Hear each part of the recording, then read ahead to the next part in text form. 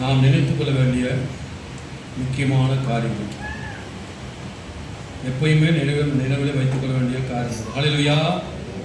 அதான் போன முறை படித்தோம். அதாவது லோத்தின் மனைவியை நினைத்துக் கொள்ளுங்கள். என்ன காரணம்? லோத்தின் மனைவி ஆடு சொன்னால் திரும்பி பார்க்காதே, சமபூமி இடங்கள் இல்லாதே பட்டணத்துக்கு ஓடிப்போம். ஆனால் அந்த அம்மா நின்று திரும்பி பார்த்தார். அதனாலே உப்பு தூங்கினார். இப்போ இதிலிருந்து நாம் கற்றுக்கொண்ட காரியம்னு கேட்டால், ஆண்டு வார்த்தை சொல்லிட்டாருன்னா வாழ்க்கையில் நம்ம திரும்பி பார்க்கக்கூடாது. திரும்பி பார்க்கணும். ரெண்டு காரியம் திரும்பி பார்க்குறது. ஒன்று, நம்மளோட வாழ்க்கையை விட்டு வந்த காரியங்கள். நம்ம என்ன நினச்சாங்க, என் வீடு என்ன ஆகுதோ, நான் இருந்த தேசம் என்ன ஆகுதோ, சோதம் குமரக்கு என்ன ஆகுதோ திரும்பி பார்த்தோம்.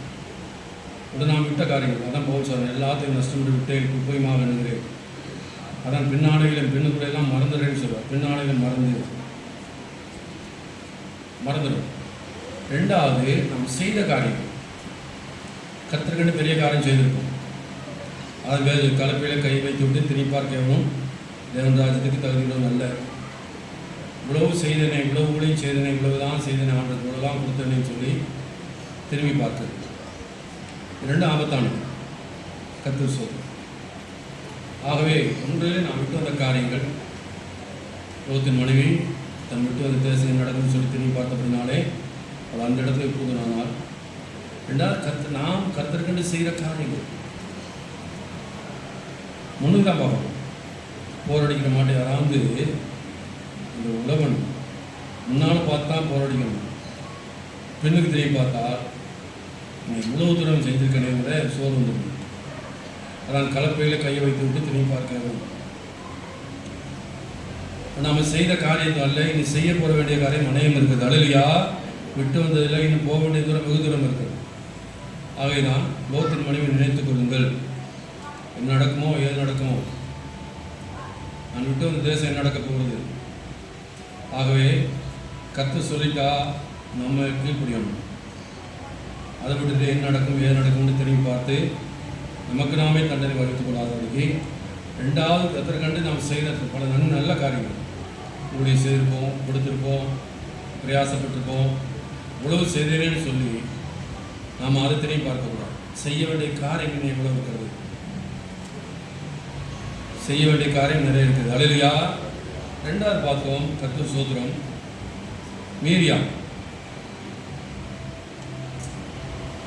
மீரியாவும் ஆரோனும் மீரியாவும் மோசேயோட சகோதரனும் சோரி. அப்படி என்ன செய்தார்கள்?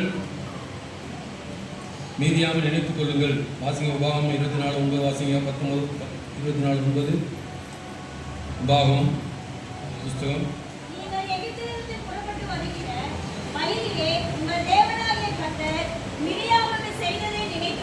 மீரியாவுக்கு செய்து நினைத்துக் கொள்ளுங்கள். ஹல்லேலூயா. ஆகவே மீரியாவுக்கு செய்த காரியங்களை நினைத்துக் கொள்ளுங்கள். என்ன செய்தார்? அவங்களுக்கு குஷ்டரோகம் வந்தது. ஏன் குஷ்டரோகம் வந்தது? மோசே மேலே அவர் குற்றம் சாட்டினபடினாலே. மோசே படி பரிசுத்தவானா, நீதிமானா, மோசே இவரோடு தான் பதில் பேசுகிறார், இவரோட பேசவில்லையான்னு சொல்லி சொன்ன உடனே மோசே ஒன்றுமே பேசல, ஆண்டு பேசினார். ஹல்லேலூயா. நான் தீர்க்கதரிசியோடு செப்பன மூலமாக தரிசனமாக பேசுகிறேன். நான் மோசோடு அப்படி இல்லை, முகமாக பேசுகிறேன். அவன் பூமியிலே எங்குமுள்ளவர்களும் சாந்த குணமுள்ள மனிதன், அவனுக்கு விரோதமாக இருக்கணும்னு சொல்லி ஆண்டவர் கூடாதது வெளிவர சொன்னார். வந்தவுடனே மீரியாம் குஷ்டரோகம் வந்தது. பிறகு மோசே, ஆண்டவரே அந்த அம்மா மன்னிச்சிருங்க, தெரியாமல் ஆண்டவர் சொல்லிட்டேன். இல்லை, தகப்பன் தன் முகத்திலே காரியத்துக்கு நாள் 7 நாள் அவங்க என்ன செய்யணும், வெட்கப்பட வேண்டாமோ, அப்படி போல 7 நாள் அவங்க பாலத்துக்கு பிறப்பேற்கன்னு சொல்லி அந்த 7 நாள் அவளை ஒதுக்கி வைத்தாங்க. ஆகவே மீரியாம் நினைத்துக் கொள்ளுங்கள். ஹல்லேலூயா. அப்போ யார் மேலும் நம்ம என்ன செய்யக்கூடாது? குற்றம் சாட்டக்கூடாது. என்ன செய்யக்கூடாது? அது நம்முடைய வேலை இல்லை. நம்முடைய வேலை ஆசை. சபிக்கிறவங்களே ஆசிரியன்னு சொல்லியிருக்காங்க. சபிக்கிறது நம்முடைய வேலை இல்லை. அந்த வேலையை ஆண்டர் பார்த்துக்காரு. ஆண்டர் செய்ய வேண்டிய வேலை நீங்கள் செய்யாதீங்க. தயவு செய்து யார் மேலேயும் குற்றம் சாட்டாங்க. அப்படின்னா நீங்கள் நீதிமான்கிற மாதிரி நீங்கள் நினைக்கிறீங்க. நான் ஒரு குற்றம் செய்கிறேன், நான் நீதிமான், அவன் முதுக நீ பார்க்கணும். உன் வாழ்க்கை திரும்பி பாரு, நீ எவ்வளவுலாம் காரியம் செய்து வந்திருக்கிற. சொல்லுங்க பார்ப்போம். மற்றவர்களை பார்த்து குற்றம் சொல்வதற்கு நாம தகுதி இல்லை. அல்லேலூயா. மற்றவர்களை குறை சொல்வதற்கோ குற்றம் சொல்வதற்கோ தகுதி இல்லை. நம்மேல் எவ்வளவோ அழுக்கு இருக்கு. ஆகவே மீரியாமை நினைத்துக் கொள்ளுங்கள். தன் சோர்நாய் மோசே மேலே அந்நிய தேசத்திலே திருமணம் முடித்தான்னு சொல்லி குற்றம் சாட்டினார்கள். ஆனால் ஆண்டவர் அதை ஏற்றுக்கொள்ளவில்லை. ஆண்டு சொல்கிறார், அவன் நல்லவன், சாந்தகுல மனுஷன், மோசையோடு நான் முகமுகமாக பேசுகிறேன், அவன் அப்படிப்பட்ட மோசையோடு நீங்கள் குற்றம் சாட்டுகிறான்னு சொல்லி அந்த மீரியாமுக்கு குஷ்டரோகம் வரவழைத்தார். அந்த இடத்துக்கு நம்ம போயிடக்கூடாது. அல்லேலூயா. அது மோசைக்கு மாத்திரமில்லை, ஊழியக்காரன் வந்து யார் மேலேயும் குற்றம் சொல்கிறதுக்கு நாம் தகுதி இல்லை.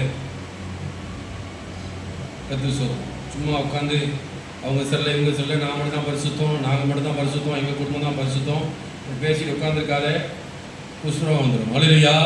நான் சொல்லல, வேதம் சொல்லு. யார் சொல்கிறது? வேதம் சொல்லுது. மற்றவே குற்றம் சாட்டும் தகுதி இல்லை. நம்மை நாமே நிதானித்திருந்தால் நம்ம ஏந்திருக்கப்படும். நம்மளுடைய குறைகள் என்ன, நம்முடைய குற்றங்கள் என்ன என்பதை நம்ம ஆராய்ச்சி பார்க்கணும். அதை விட்டுவிட்டு போய் உட்காந்து கூட்டம் முடிஞ்சோன்னு போய் உட்காந்து வீட்டில் உட்காந்து அவங்க செல்ல இவங்க செல்ல, அவங்கள பார்த்தியா இவங்கள பார்த்தியா, அவங்க கொடுத்துட்டு வந்து பார்த்தியா இவங்கள பார்த்தியா, இப்படியே பேசி பேசி சாபத்தை வர வச்சு கொடுற மனம் திரும்புது. ஏன்னா நினைத்து கொள்ள வேண்டிய காரியம். மீரியாமை நினைத்து கொள்ளுங்கள். தன் சகோதரனாய் மோசையோட குற்றம் சாட்டப்படினால அவனுக்கு என்ன நடந்தது, அந்த நிலைமைக்கு நம்ம போயிடக்கூடாதுன்னு சொல்லலாம். அதை நினைத்து கொள்ளுங்கள். சரி, இந்த உபாகம் 16ஆம் அதிகாரம், உபாகம் புஸ்தகம் 16ஆம் அதிகாரம் 3வது வாசிப்பு. நீ எகிப்து தேசத்திலிருந்து புறப்பட்ட நாளை நீ உயிரோடு இருக்கும் நாளெல்லாம் நினைக்கும்படி பஸ்கா பலியுடனே புளிப்புள்ள அப்பம் புசியாமல் சிறுமையின் அப்பமாகிய புளிப்பில்லாத அப்பங்களை 7 நாள் வரைக்கும் புசிக்க கடவாய். நீ தீவிரமாய் எகிப்து தேசத்திலிருந்து புறப்பட்டபடியினால் இப்படி செய்ய வேண்டும். நீ எகிப்திலிருந்து புறப்பட்ட நாளை நீ உயிரோடு இருக்கும் நாளெல்லாம் நினைக்கும்படிக்கு, நீ உயிரோடு இருக்க நாளெல்லாம் நினைக்கும்படி, எகிப்திலிருந்து புறப்பட்டு வந்த நாள். நல்லா கவனிங்க. நாம எப்போ எகிப்திலிருந்து புறப்பட்டு வந்தோம்? ரட்சிக்கப்பட்ட நாள். நமக்கு யாரும் சுவிசேஷம் அறிவிச்சாங்க, வேதத்தை கேட்டோம், சத்தியத்தை கேட்டோம், நான் பாவி என்று உணர்ந்தோம், நான் ஞானஸ்நானம் எடுக்க ஒப்பு கொடுத்தோம். அன்றைக்கி உங்கள் பாவனை அறிக்கை செய்தீங்க, மன திரும்பினீங்க, தண்ணீர் மூலத்தினால ஞானஸ்நானம் பெற்றீங்க. அதான் எகிப்திலிருந்து புறப்பட்ட நாள். இனிமேல் நான் இப்படி ஜீவிக்க மாட்டேன், எல்லா அந்நிய தேவங்களை விட்டுறோம், விக்கிரங்களை விட்டுறோம், பிசாசு கிரிகளை விட்டுறோம், பொய் சொல்கிறத விட்டுறோம், அக்கிரமத்தை விட்டுறோம் சொல்லி எகிப்துக்குரிய காரியம். அந்த எகிப்தின் பாவங்களிலிருந்து நம்ம ஆண்டு விடுதலாக்கினார். அவருடைய சுய ரத்தத்தை சிந்தி நம்ம விடுதலாக்கினார். ஆகவே எகிப்திலிருந்து புறப்பட்ட நாள். அப்போ நம்ம ரட்சிக்கப்பட்ட நாளை மறந்துடக்கூடாது. நம்ம எப்படி ரட்சிக்கப்பட்டோம், அதை உயிருள்ள நாளிலும் மனதில் வச்சுக்கொள்ளும், பதித்து வச்சுக்கொள்ளணும். எப்படி நான் ரட்சிக்கப்பட்டேன்? அப்போ நான் ரட்சிக்கப்பட்டதுக்கு நான் எப்படி இருந்தோம்? பாவத்தில் இருந்தோம், சாபத்தில் இருந்தோம், அக்கிரமத்தில் இருந்தோம், கீழ்ப்படியாமல் இருந்தோம், வியாதியில் இருந்தோம், கடலில் இருந்தோம், எவ்வளோ போராட்டங்கள் இருந்தோம். என்னைக்கு சுவிசேஷத்தை கேட்டோமோ, சத்தியத்தை கேட்டோமோ, அன்றைக்கு நம்மளோட வாழ்க்கையில் ஒரு பெரிய மாற்றம் வந்தது. ஒரு தீர்மானம் எடுத்தோம், இனிமேல் நான் இதெல்லாம் விட்டு விடுறேன், மகாபாவிலிருந்து வெளியே வருகிறேன்னு சொல்லி வெளியே வந்துட்டோம். ஆக இஸ்ரவேல் ஜனங்கள் 400 வருஷம் எகிப்தில் அடிமையாக இருந்தார்கள். 1 வருஷம் 2 வருஷம் இல்லை, 400 வருஷம் அடிமையாக இருந்தார்கள். ஆகவே மோசை அனுப்பி ஆண்டவர் ஜனங்களை ரட்சிப்புக்குள்ள கொண்டு வந்தார், விடுதலையாக்கினார். அந்த நாளை மறந்துடாங்க. நீங்கள் எகிப்திலிருந்து புறப்பட்டு வந்த நாளை மறந்துடாங்க. எப்போ மறக்கக்கூடாதான்? திரும்ப வாசிங்க. நீ எகிப்து தேசத்திலிருந்து புறப்பட்ட நாளை நீ உயிரோடு இருக்கும் நாளெல்லாம் நினைக்கும்படி, நீ உயிரோடு இருக்கும் நாளெல்லாம் நினைக்கும்படி. அல்லேலூயா. அப்போ அடிமைத்தனத்தில் இருந்தோமே, பார்வோனுக்கு அடிமையாக இருந்தோமே.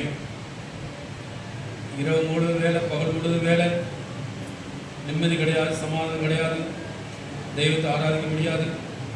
இந்த அடிமைத்தனத்தின் தேவன் உங்களை என்னை விடுதலாக்கினார்.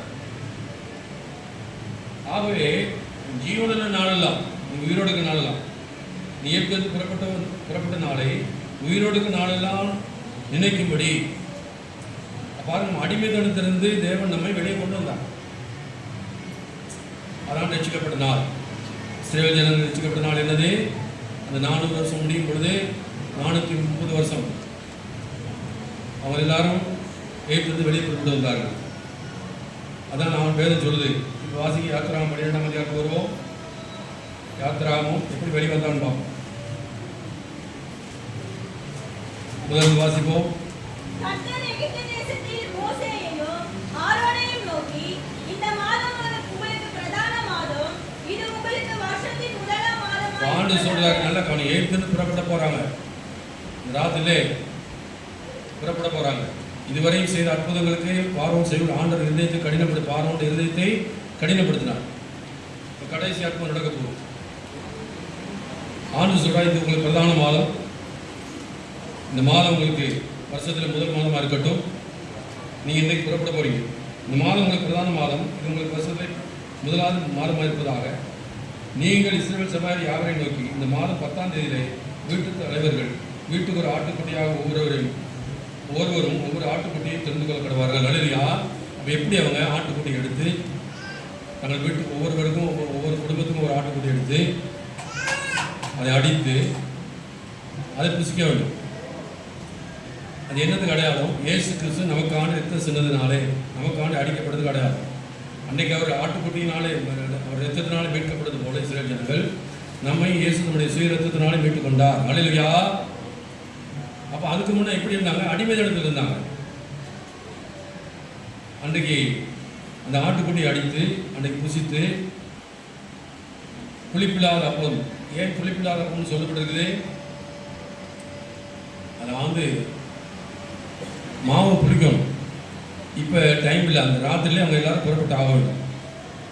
விடுறதுக்கு முன்னே புறப்பட்டு போயாகணும். அப்போ புளிக்க வைக்கிறதுக்கு டைம் இல்லை. அதான் புளிப்பில்லாத அப்பம் சாப்பிடுங்க, புளிப்பில்லாத அப்பத்தை சாப்பிடுங்கன்னு சொல்லுவாங்க. கசப்பான கீரையை சாப்பிடுங்க. உங்களோட கசப்பான அனுபவம் இத்தனை வருஷமாய் வாழ்க்கையில் ஏற்பட்ட கசப்புகள், புளிப்பில்லாத அப்பம் உடனடியாக புறப்படணும். இப்படி தீவிரமாய் புறப்பட்டார்கள். நேற்றிலிருந்து தீவிரமாய் புறப்பட்டார்கள். அதான் சொல்லுதுக்கு, நீங்கள் நேற்றிலிருந்து புறப்பட்ட நாளை நினைத்துக் கொள்ளுங்கள். வாழ்நாள் முழுவதும், ஒரு நாள் 2 நாள் இல்லை.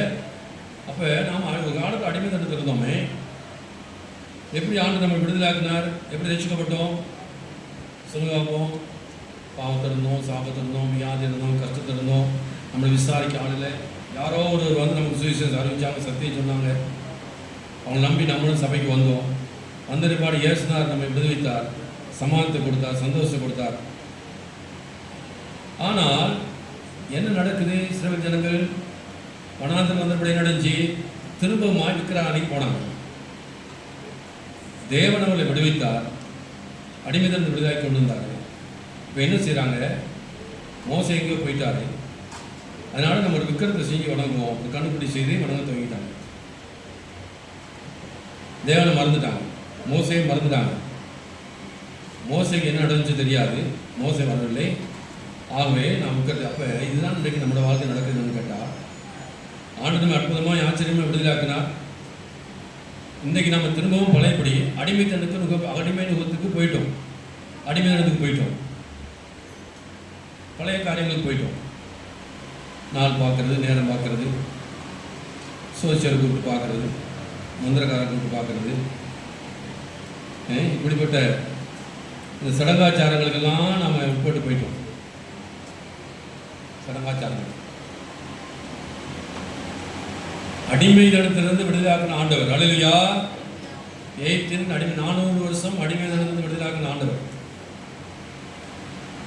உடைய விடுதலாக்கி வெளியே கொண்டார். பெரிய அற்புதங்களை செய்து மோசையை கொண்டு பெரிய அற்புதங்களை செய்து வெளியே கொண்டு வந்தார். அன்றைக்கு கடைசி அற்புதம் அந்த ஆட்டுக்குட்டி அடிக்கப்பட்டது. அந்த ராத்திரிலே பார்வோண்ட எல்லா தலைச்சல், ஆடு மாடு பிள்ளைகள் எல்லாம் ஒரு வீட்டில் தலைச்சல் முடி இருக்கு, அதெல்லாம் அன்றைக்கி மறுத்து போனோம். இந்த பெரிய அற்புதத்தை கண்டதும் பார்வனுக்கு ஒரு வழி இல்லை. பார்வன் வீட்டிலையும் சுற்று போனாங்க தலைச்சல் பிள்ளை. ஆடு மாடுகள் எதெல்லாம் முதல் தரம் இருக்கோ எல்லாம் இறந்து போச்சு. அன்றைக்கி விட்டு விட்டு ஓடுங்கன்னு சொல்லி விரட்டி விட்டான். அப்போ அந்த நாளை நினைப்பாயாக நீங்கள் ரட்சிக்கப்பட்ட நாளை என்ன செய்யக்கூடாதுன்னு கேட்டால் மறந்துடக்கூடாது. ஏதோ நம்முடைய கிரியினால, நம்முடைய வல்லமையினால, நம்முடைய பலத்தினால நம்ம தைரியமாக பேசுவோம். ஆண்டவர் தான் அடிமைத்தனத்தை அவள் விடுதலை கொண்டாந்தாங்க முடிய இவங்களுடைய திறமையினால் அல்ல. அல்லேலூயா.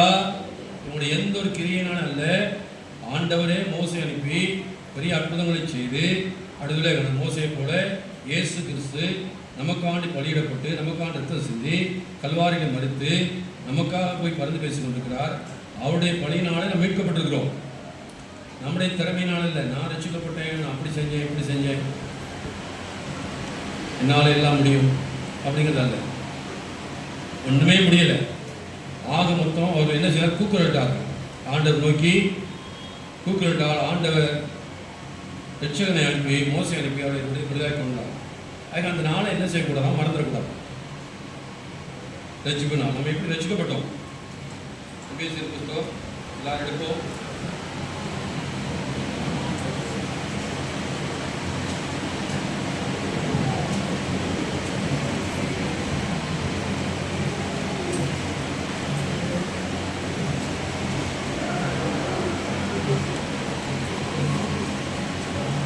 ஏழாம் வசனம், 2 அதிகாரம் 7ஆம் வசனம். நம்மை அவரோட கூட எழுப்பி உன்னதங்களிலே அவரோட கூட உட்காரவும் செய்தார். கிருபையினாலே விசுவாசத்தை கொண்டு ரட்சிக்கப்பட்டீர்கள். இது உங்களால் உண்டானதல்ல, இது தேவனுடைய ஈவு. கிருபையினாலே விசுவாசத்தை கொண்டு ரட்சிக்கப்பட்டீர்கள். இது உங்களால் உண்டானது, தேவனுடைய ஈவு. அல்லேலூயா. ரட்சிப்பு தேவன் கொடுத்த இரக்கம், ஈவு, நம்மேல் வைத்த இரக்கம். இதை நாம் மறந்துட்டு என்ன செய்கிறோம்? நான் ரட்சிக்கப்பட்டேன், நான் இப்படி ஆண்டுட்டேன், என்னால் தான் எல்லாம் முடிஞ்சுது, நான் அதை விட்டேன் இதை விட்டேன்னு சொல்கிறேன். உங்களால் முடியாது, நம்மளால் ஒன்றை விட முடியாது. அது பிரதான ஈவு, பிரதான இரக்கம். 400 வருஷம் அடிமையாக இருந்தாங்க, அவங்களால வெளியே வர முடியுதா? இல்லை. ஆனால் தேவன் மோசை அனுப்பி பெரிய அற்புதங்களெல்லாம் செய்து அவங்களை வெளியே கொண்டு வந்தார். அப்படி போல தேவன் இயேசு அனுப்பி நமக்காண்டி பலியிடப்பட்டு நமக்காண்டி ரத்தம் சிந்தி நம்ம அக்கிரமங்களும் நம்ம பாவங்களை மன்னித்து நம்ம ரட்சிப்பில் கொண்டு வந்தார். இது நம்மளால் உண்டான தேவனுடைய ஈவு, தேவனுடைய இரக்கம், தேவனுடைய தயவு. நம்ம எப்படி இருந்தோம் ஒரு காலத்தில்? 2ஆம் அதிகாரம் 3ஆம் வசனம் வாசிப்போம்.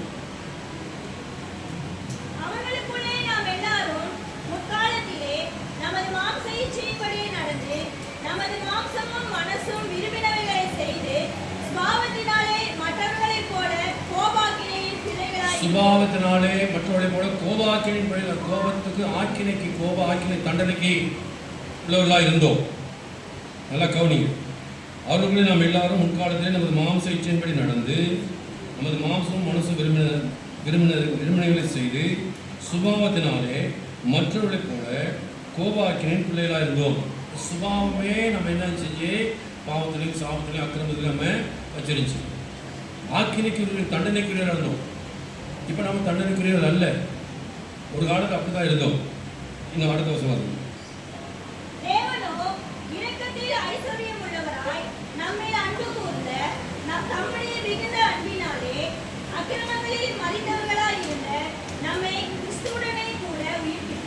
அப்ப தேவனோ இரக்கத்தில் ஐஸ்வர்யங்களாய் நம்முடைய அன்பு கொண்டு நம்முடைய மிகுந்த அன்பினாலே அக்கிரமங்களை மறுத்தவர்களாக இந்த நம்மை கிறிஸ்துவுடன் கூட உயிர்ப்பித்தார். கிருபையினால் ரட்சிக்கப்பட்டீர்கள். அல்லேலூயா. அப்போ தேவனுடைய அக்கிரமங்களை மறுத்து போயிருந்த நம்மை தேவன் நம்முடைய குமாரனை அனுப்பி நம்ம விடுவித்தார். கிருபையினால் ரட்சிக்கப்பட்டீர்கள், இரக்கத்தினால் ரட்சிக்கப்பட்டீர்கள். நம்முடைய படத்தினால அல்ல, நம்முடைய வைராக்கியத்தினால் அல்ல. நமக்கு எதையும் விட முடியாது. சுபாவத்திலே அப்படி தான் இருந்தோம். சுபாவமே அப்படி தான் இருந்தது. தீங்கு செய்கிற சுபாவம், பொல்லாப்பு செய்கிற சுபாவம், அக்கிரமம் செய்கிற சுபாவம். ஆனால் கிறிஸ்து வந்து தேவன் கிறிஸ்து அனுப்பி நம்ம இந்த அக்கிரமத்துக்கு மறுத்தலாக இருந்த நம்மை கிறிஸ்துடன் கூட உயிர்ப்பித்தார். கிருபையினால் ரட்சிக்கப்பட்டீர்கள். கிறிஸ்து இயேசுக்குள் அவர் நம்மிடத்தில் வைத்த தயவினாலே நம்முடைய ஐஸ்வர்யத்தை வருங்கால விளங்கு செய்வதற்காக கிறிஸ்து இயேசுக்குள் நம்ம அவரோடு எழுப்பி உன்னதங்களை அவரோடு உட்காரம் செய்தார். அல்லேலூயா. அவருடைய பிரதான இரக்கம், அவருடைய ஐஸ்வர்யம், நம்ம அந்த அக்கிரமத்தில் விடுதலாக்கி நம்ம ரட்சிப்பில் கொண்டு வந்தார். அது மாத்திரமில்லை, கிருபையினால் விசுவாசத்தை ரட்சிக்கப்பட்டீர்கள். இது உங்களால் உண்டானல்ல, தேவனுடைய ஈவு, அவருடைய இரக்கத்தினாலே தான் நம்ம ரட்சிக்கப்பட்டோம். அப்போ இதை என்ன செய்யணும்? மரணம் வரைக்கும் உயிருள்ள நாளெல்லாம் நினைக்கணும். நீ ஏற்றிற்கு புறப்பட்ட வந்த நாள். அப்போ ஏற்றின அர்த்தம் என்னது? பாவ ஜீவியம், அக்கிரம ஜீவியம். அடிமைதன ஜீவியம். அப்போ தேவன் கிறிஸ்துவை அனுப்பி நம்ம அதிலிருந்து விடுதலை. இது நம்மளால் உண்டானதில்ல, தேவனுடைய ஈவு, தேவனுடைய இரக்கம், தேவனுடைய தயவு. சுபாவத்திலேயே நம்ம மரித்தவர்களாக இருந்தோம், பாவத்துக்கும் சாவத்துக்கும் அக்கிரமத்துக்கும். அப்போ இயேசு அனுப்பி அவர் நம்ம அதிலிருந்து விடுதலை கொண்டு வந்தார் இல்லையா, அந்த நாளை மறந்துடாத. ரட்சிக்கப்பட்ட நாள் இருந்து வெளியே கொண்டு வந்தார் ஆண்டவர். இது அநேகர் மறந்துடும். இடையில என்ன செய்யணும்னு கேட்டால் மறந்துடும். அதான் இஸ்ரவேலர்கள் என்ன செய்தாங்க, நாங்கள் ஏற்கனவே நல்லா இருக்குமே, நல்ல எங்களுக்கு ஆகாரம் கிடைக்குது, நல்ல சாப்பாடு கிடைக்குது, பார்த்துக்க அடிமைதெடுக்கிறதெல்லாம் மறந்துட்டு வனாந்தரத்தில் வந்து ரிப்போர்ட் சொல்கிறாங்க, எங்களை சாகாவை கொண்டு போகிறீங்களே, நாங்கள் ஏற்கனவே நல்லா இருக்குன்னு சொல்கிறாங்க. இன்றைக்கி அநேகர் என்ன செய்யலாம், திரும்பி பார்க்கிறது. ரட்சிக்கப்பட்ட நாளை, ஏற்று புறப்பட்ட நாளை நினைவுவாயாக, உயிருள்ள நாளெல்லாம் நினைவுறும்படி அப்படின்னு சொல்லப்படுது.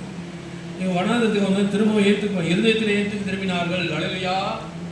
கவனிக்கிறீங்களா? எப்படி போனாங்க? இருதயத்திலே. நான் அப்படி இருந்தால் நல்லா இருக்குமே, இப்படி இருந்தால் நல்லா இருக்குமே, ஏன்னா ரட்சிக்கப்படுறது தெரியலையே. பாருங்க, ஏண்டால் அவங்களுக்கு அந்த ரட்சிப்பின் பெருமதி என்னன்னு தெரியல. இது உங்களால் உண்டானதில் தேவன் உண்மையில் இறக்க வைத்ததினாலே, உண்மையில் கிருபை வைத்ததினாலே தேவனை கிறிஸ்துவை அனுப்பி பிரதான கிருபை அக்கிரமத்திலும் பாவத்திலும் மறுத்தவர் தான் நம்மை உயிரோடும் எழுப்பினார், மாற்றினார். இது தேவனுடைய ஈவு, கிறிஸ்துடைய ஈவு. இவ்வளவு பெரிதான ரட்சிப்பை குறித்து நாம் கவலையற்றிருப்போமானால் தண்டனைக்கு எப்படி தப்பித்துக் கொள்வோம்? ஆகிய மறக்காமல் எடுக்க வேண்டிய ஒரு காரியம், எப்படி நான் ரட்சிக்கப்பட்டேன், பாவத்திலிருந்து எப்படி இதிலிருந்து வெளியே வந்தேன். நல்லா சொல்லுங்க. இப்போ குடிக்கின்ற பாருங்க, குடியை விட முடியும், சாகிறான், அதிலே குடிச்சு சாகணுங்கிறான். ஆனால் இயேசுவின் வாழ்க்கை வந்திருப்பாடு அந்த குடியிலிருந்து வெளியிலாக்கிட்டேன். இது தேவனுடைய இரக்கம், தேவனுடைய தயவு. இப்படி அநேக காரியங்களே கிறிஸ்து நம்மை விடுதலாக்கி இருக்கிறார். அப்போ இந்த ரட்சிப்பு நாளை, ஏற்றிருந்து வெளியே வந்த நாளை உங்கள் வாழ்க்கையில் நீங்கள் மறக்கவே கூடாது. என்னால் அடிமையாக இருந்தோம், அக்கிரமங்களில் மரித்ததாக இருந்து நம்மை கிறிஸ்துவின் கூட உன்னதி உயிர்ப்பித்தார். கிருபையினாலே ரட்சிக்கப்பட்டீர்கள். அல்லேலூயா. நம்முடைய படத்தினால இல்லை, நம்முடைய பராக்கிரமத்தினால, இயேசுவினுடைய கிருபையினாலே இரக்கத்தினாலே ரட்சிக்கப்பட்டோம். அப்போ அந்த இரக்கத்தை நம்ம அன்பு கூறணும், நேசிக்கணும், சொல்லணும். ஆண்டவரே உடைய இறக்கம். அப்போ நம்ம தாழ்ந்து போனால், ஆண்டவரே உடைய இறக்கத்தினால தான் நான் வெளியே வந்தேன். ஆண்டவரே பெருமை வந்தோடனே ஆண்டவர் எழுந்திருப்பார். தாழ்மையிலோருக்கோ கிருபளிக்கிறாரே நான் அப்படிங்கிற எண்ணம் வந்து அவனுக்கு பாடு பாருங்க, திரும்ப வந்து பாவத்துக்குள்ளே போயிடும். இஸ்ரவேல் ஜனங்களுக்கு தான் நடந்தது. அவர்கள் எழுத்தோடு புறப்பட்டு கானாதேசத்துக்கு போகிறாங்க. ஆனால் இருதயத்திலே ஏற்று திரும்பினார்கள். ஏனால் பழைய காரியம் நினைச்சாங்க. தேவன் அதை விட மகிமையான பெரிய அதிசயமான காரியங்களே கானாதேசத்தில் வைத்திருக்கிறார். ஆனால் அதை அல்ல, விட்டு வந்த காரியம் நினைத்தார்கள். ஆகவே நீங்களும் நானும், வேதம் சொல்லுது, நீங்கள் எழுத்திருந்து புறப்பட்டு வந்த நாளை எப்போ எது நினைக்கணுமா? உயிருள்ள நாளெல்லாம். வாசிக்க வந்துருமோ? பாவம் 16:3. பாகம் 16 வாசிக்கணும்.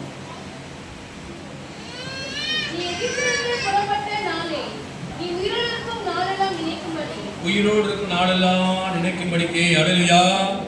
என்ன இருக்கு அவங்களுக்கு? எப்படி ரட்சிக்கப்பட்டோம், எப்படி சபைக்கு வந்தோம், எப்படி நம்ம தாழ்த்தினோம். ஆண்டவரே நான் பாவி, ஆண்டவரே எனக்கு முடியலப்பா, எனக்கு உதவி செய்யுங்கப்பா, கெஞ்சினோம், அழுதோம். என் குடும்பம் எப்படி இருக்கு, என் சூழ்நிலை எப்படி இருக்கு. ஆண்டு பிரதான இரக்கத்தினால கிருபையினாலே அதிலிருந்து உங்களை வெளியே கொண்டு வந்தார்.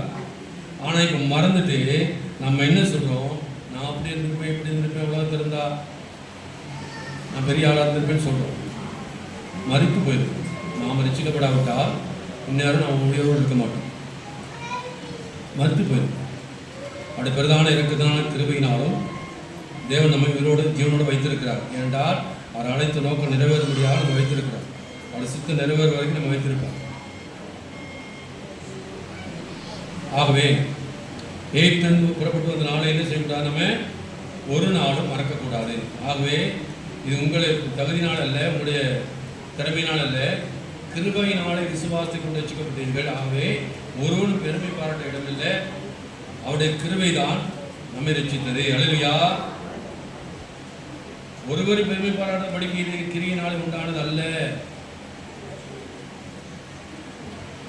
ஏன்னா மோசே போய் பல அற்புதங்களை செய்தார். செய்ய அங்கே மோசே பார்வோனை எதிர்த்து கடினப்படுத்தினார். கடைசியாக இந்த ஆட்டுக்குட்டி அடிக்கப்பட்ட அந்த ராத்திரிலே ஏற்றில் முதல் பேரெல்லாம் செத்து பிற்பாடு பார்வோண்ட வீட்டிலையும் நிலவு விழுந்தது. அவன் போங்கன்னு சொல்லி ஊட விட்டு போங்கன்னு சொல்லி விரட்டி அடித்தான். அவங்க கேட்கறதெல்லாம் கொடுத்து அந்த வெள்ளி கொடுன்னு சொல்லி கேட்டு வாங்கினாங்க. வாங்கிட்டு அந்த ஊரை விட்டு கட்டு வந்தாங்க. ஆண்டவர் செய்த பெரிய அற்புதம்.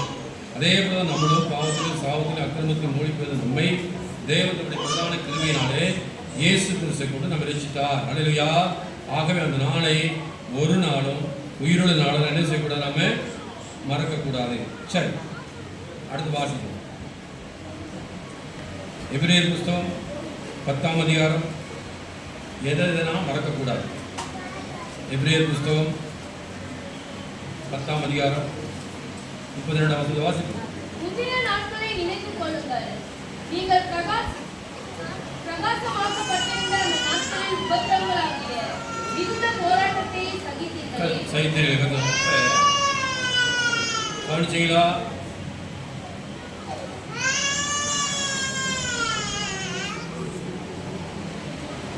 முந்தின நாட்களை நினைத்துக் கொள்ளுங்கள்.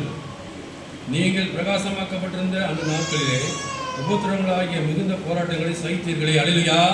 சரி, இப்போ ரட்சிக்கப்பட்ட பிற்பாடு முந்தின நாட்கள்னா ஆரம்ப நாட்கள், அதான் ஆதி அன்பு சொல்லுது. ரட்சிக்கப்பட்ட புதுசில் ஆதி அன்பு என்ன செய்தோம்?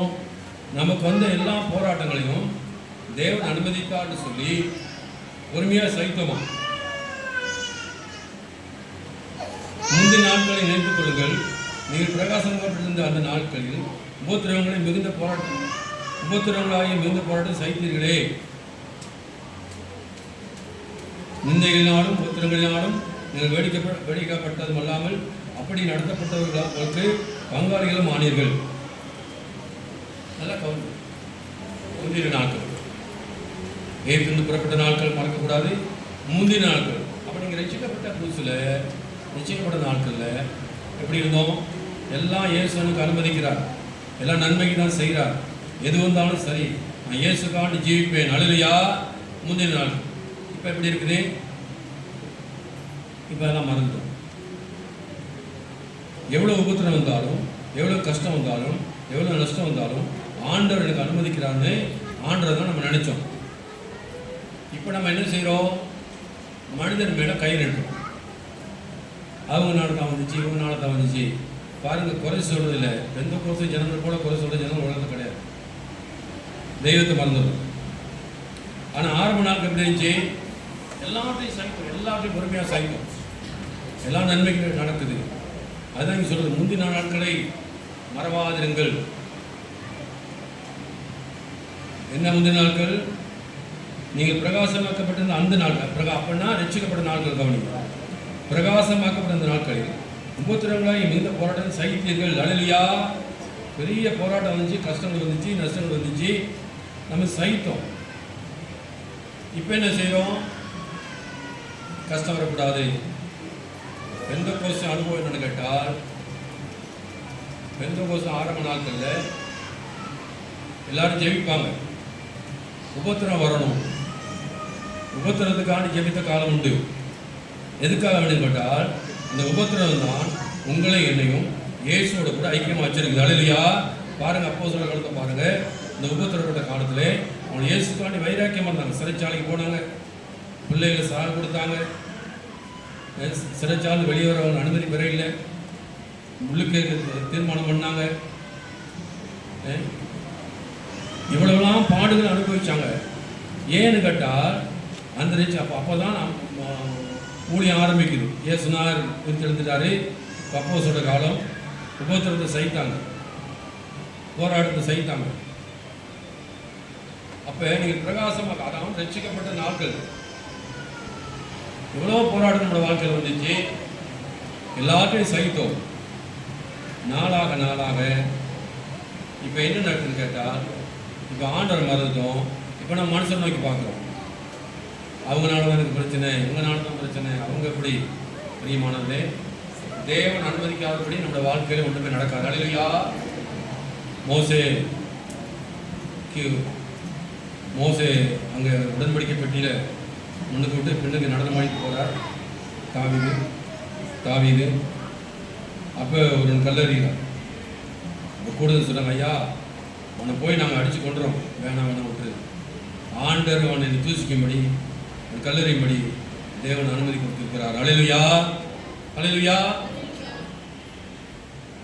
அதான் நம்ம ரட்சிக்கப்பட்ட நாட்கள், பிரகாசமாக்கப்பட்ட நாட்கள். அன்னைக்கு எல்லாத்தையும் சகித்தோம், ஆண்டர் தான் அனுமதித்தான்னு சொன்னோம். இன்னைக்கு சொல்கிறோமா? இன்னைக்கு பாருங்க, சண்டைக்கு நம்ம தான் முதல் ஆளாக இருக்கிறோம். சண்டைக்கு நான் மட்டும் கொஞ்சம் எச்சரிக்கையாக இருக்காலும் அடிப்படியும் பார்த்துக்கணும். நான் கொஞ்சம் எச்சரிக்கையாக இருந்ததுனால எல்லாத்தையும் காப்பாற்றுவோம். சொல்லட்டும் தூசிங்க. இப்போ என்கிட்ட என்னை தான் சொல்கிறாங்க சொல்லிட்டு பாசம் ஜெபம் பாசங்கிறாங்க, நானும் ஜெபம் பண்ணி விடுறேன். எவ்வளோ என்னை குறித்து துக்கமாக பேசுகிறாங்க, வேதனைப்படுத்துகிறாங்க. பிறகு வந்து பாஸ் ஜெபம், அம்மா நீ நல்லா இருக்க பேசு, நம்ம என்ன கட்ட போகணும். அவங்க மனசாட்சி அவனுக்கு கொடுத்தாதான்.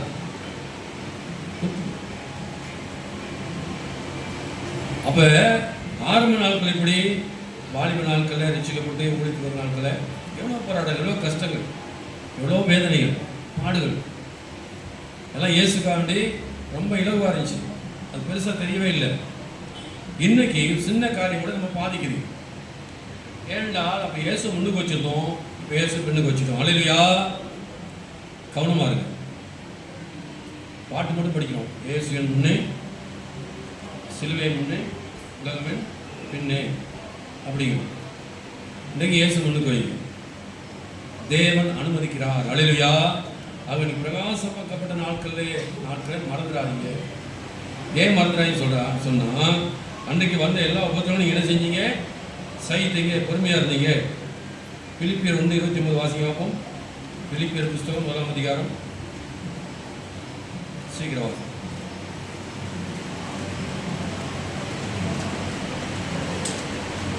ஏனெனில் இவ்விரண்டினாலும் நான் நெருக்கப்படுகிறேன். இதமா 1:23. கிறிஸ்து எனக்கு ஜீவன். ஏனெனில் கிறிஸ்துவிடத்தில் விசுவாசிக்கிறதுக்கு மாத்திரமல்ல. பிலிப்பியர் 1:29. அவர் நிமித்தம் பாடுபடுவதற்கு உங்களுக்கு அருளப்பட்டிருக்கிறது. ஒரு அல்லேலூயா சொல்லுமா? அல்லேலூயா. எங்க அல்லேலூயா? அல்லேலூயா. இயேசு விசுவாசிக்கிறதுக்கு மாத்திரமல்ல, பாடுபடவும் அந்த சிந்தை நம்மகிட்ட இருந்தா சந்தோஷமா இருக்கும். சரி, இயேசுனார் ஏதாவது பாவம் செஞ்சாரா? அவர் இயேசு என்ன சொன்னாங்க? பிசாசு பிடிச்சவன்னு சொன்னாங்க. என்ன சொன்னாங்க? கவனிக்கிறீங்களா? இயேசு என்ன சொன்னாங்க? வாய் வரமாட்டேங்கிறது. இயேசு என்ன சொன்னாங்க? பிசாசு பிடிச்சவங்க. அவர் பிசாசு பிடிச்சவரா? பிசாசை துரத்த முடியாது வந்தார். அப்போ நம்மளை சொல்லுவாங்களோ சொல்ல மாட்டாங்களா? சொல்லுவாங்களோ சொல்ல மாட்டாங்களா? நான் பேசுன யாரும் பேச மாட்டேங்க. என்னன்னு தெரியுமா? சொல்லுவாங்களோ சொல்ல மாட்டாங்களா? இயேசு பிசாசு பிடிச்சுன்னு சொன்னா நம்மளுக்கு பிசாசு பிடிச்சுன்னு சொல்லுவாங்களோ சொல்ல மாட்டாங்களா? சொல்லுவாங்க. ஒரு அலையில சொன்னதுக்கு அல்லேலூயா. அவர் போல தேடான்னு சொன்னாங்க. யார் சொன்ன? வீட்டார் சொன்னாங்க. நீ போல தேடனா இங்கேருந்து போயிடப்பா. வீட்டோட காட்டி விட்டாங்க. அவர் போல தேடினாரா? இல்லை. அவர் பொய்யன்னு சொன்னாங்க. பொய் சொன்னாரா? இல்லை. இப்படி நன்மை செய்கிறவா சுற்றி தந்த அவருக்கே இந்த பாடுகள் சொன்னால், அப்போ உங்களுக்கு எனக்கு வேறு என்ன சொல்லுது? வசனத்தில் என்ன சொல்லுது? நீங்கள் விசுவாசிக்கிறதுக்கு மாத்திரமில்லை, நீங்கள் விசுவாசிக்கிறது மாத்திரமில்லை, அவனுக்கு பாடுபடுறதுக்கு உங்களுக்கு அருளப்பட்டிருக்கிறது. என்ன பவுல் என்ன சொல்றாரு? நீங்கள் என்னிடத்தில் கண்டதும் என்னை கொண்டு கூட கேட்பதுமான போராட்டமே உங்களுக்கு உண்டு. தீமோத்தேயு சொல்றாரு, நல்ல போராடு. நல்ல போராட்டத்தை என்ன செய்து? ஒரு நல்ல போராடுன்னு சொல்றாரு. அப்படிதான் பிள்ளைகளை வளர்க்கணும், சொல்லிக் கொடுக்கணும். ஒன்றும் கஷ்டப்படாத, அங்கே ஓடாத, இங்கே ஓடாத, ரொம்ப பாடுபடாத, ரொம்ப கஷ்டப்பட இல்லை. ஆகவே விசுவாசிக்கிறது மாத்திரமில்லை, பாடுபடும் உங்களுக்கு. அப்போ நம்மை குறித்து உங்களை குறித்து ஒரு தீமையாக சொல்லும்போது, நம்மை குறித்து ஒரு தீமையாக சொல்லும்போது, இது எனக்கு அருளப்பட்டிருக்குன்னு சொல்கிறோமா இல்லை அவங்களை குறை சொல்கிறோமா? என்ன சொல்கிறேன்? உங்களை பற்றி யாராவது சொல்கிறாங்க, குறை சொல்கிறாங்க, என்ன சொல்றீங்க? நான் கேட்காம விட மாட்டேன், நான் பேசாமல் விட மாட்டேன், நான் ஏன் சர்வன் சொல்கிறோம். ஆனால் வேதம் என்ன சொல்லுது? விசுவாசிக்கிறது மாத்திரமல்ல, பாடுபடவும் உங்களுக்கு, அப்போ என்னிடத்தில் கண்டும் கேட்டதும் உங்களுக்கே உண்டு. என்ன அவர் கொண்டு போய் என்ன செஞ்சாங்க? நீங்கள் என்னிடத்தில் கண்டதும் எனக்கு உண்டு இப்பொழுது கேள்விப்படுதுமான போராட்டம் உங்களுக்கும் உண்டு. அவர்களுடைய சிறைச்சாலை போட்டாங்க, அடித்தாங்க, கல்லறிஞ்சு கொண்டாங்க, பல பாடுகள். இவனுக்கு காம முடியல, இங்கே வச்ச சரிகாரன்னு சொல்லி ரோமபுரிக்கு அனுப்பிட்டாங்க. அங்கிட்டு ஒரு பெரிய வீடு எடுத்து சிறைச்சாலையை மாற்றி அங்கே கொண்டு வச்சுட்டாங்க. அவர் சொல்கிறாரு, என்னிடத்தில் கண்டதும் கேட்டதும் பாட்டம் உங்களுக்கு உண்டு. அதான் அப்போ நாம் பிரகாசிக்கப்பட்ட அந்த நாட்களில் இதெல்லாம் நமக்கு அற்பமாக தெரிஞ்சுது. நமக்கு வர கஷ்டங்கள், நமக்கு வர துன்பங்கள், நமக்கு வர வியாதிகள்லாம் அற்பமாக தெரிஞ்சுது. இப்போ நாளாக நாளாக நாளாக நம்ம இயேசுவோடு தூர வர வர வர இப்போ நமக்கு திரும்ப உலகத்தை ஏப்தியில் எப்படி அவளை ஏப்திலிருந்து புறப்பட்டு வந்து ஏப்திலிருந்து புறப்பட்டு வந்து வனந்தத்தை வந்திருப்பாடு, திரும்ப ஏப்துக்கு இருந்துட்டு திரும்பினது போல நம்மளும் என்ன செய்வோம்? இப்போ எனக்கு ஏன் அவங்க அப்படி சொல்லணும், ஏன் இப்படி சொல்லணும், எனக்கு ஏன் அந்த பாடல் வரணும், எனக்கு ஏன் அந்த கஷ்டம் வரணும்?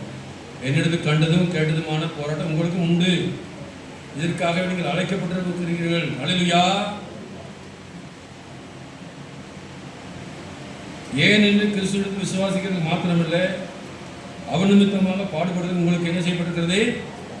அருளப்பட்டிருக்கிறது. ஆகவே பிரகாசமாக்கப்பட்ட அந்த நாட்களை நினைத்துக் கொள்ளுங்கள். அல்லேலூயா. ஆரம்ப நாட்கள் தான் ஆதி என்று சொல்லுவாங்க. வேதம் சொல்லுது, ஆதிமை விட்டா என்று உன் பேர் குறை உண்டு. அப்புறம் ஆரம்ப நாட்களில் நமக்கு ரட்சிப்பு நாட்கப்பட்ட நாட்களில் எல்லாம் நமக்கு சந்தோஷமாக இருந்துச்சு. யார் என்ன சொன்னாலும் தோத்திரம்ட்டு போயிடுவோம். சோத்திர ஆண்டவரே, நல்லது ஆண்டவரே, எல்லாம் நல்லது, கஷ்டம் வந்தாலும் வியாதி இருந்தாலும் சோத்திர ஆண்டவரேன்னு போவோம். பிறகு நாளாக நாளாக நாளாக நம்ம உலகத்தை பார்க்க பார்க்க பார்க்க இயேசு விட்டுட்டு உலகத்தை பார்க்க தொடங்கிட்டோம். மற்றவங்களை போல நம்மளும் ஜீவிக்க தொடங்கிட்டோம். ஆகவே தான் சொல்லுது, நீங்கள் இந்த வாசிங்க எபிரேயர் புஸ்தகம் 10ஆம் அதிகாரம் 32 ஆசை. முந்தின நாட்களை நினைத்துக் கொள்ளுங்கள். நீங்கள் பிரகாசமாக்கப்பட்டிருந்த நாட்களில் உபத்திரவங்களாகிய மிகுந்த போராட்டங்களை சகித்தீர்களே. அல்லேலூயா. சகித்திருக்காங்க. ஆனால் இப்போ அவங்களுக்கு என்ன செய்ய முடியல? சகிக்க முடியல. இதானே நம்முடைய வாழ்க்கை நடக்கிறது.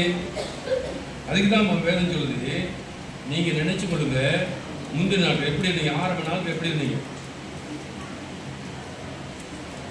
பிரசங்கத்தை காட்டுற என்ன சொல்லுவோம்?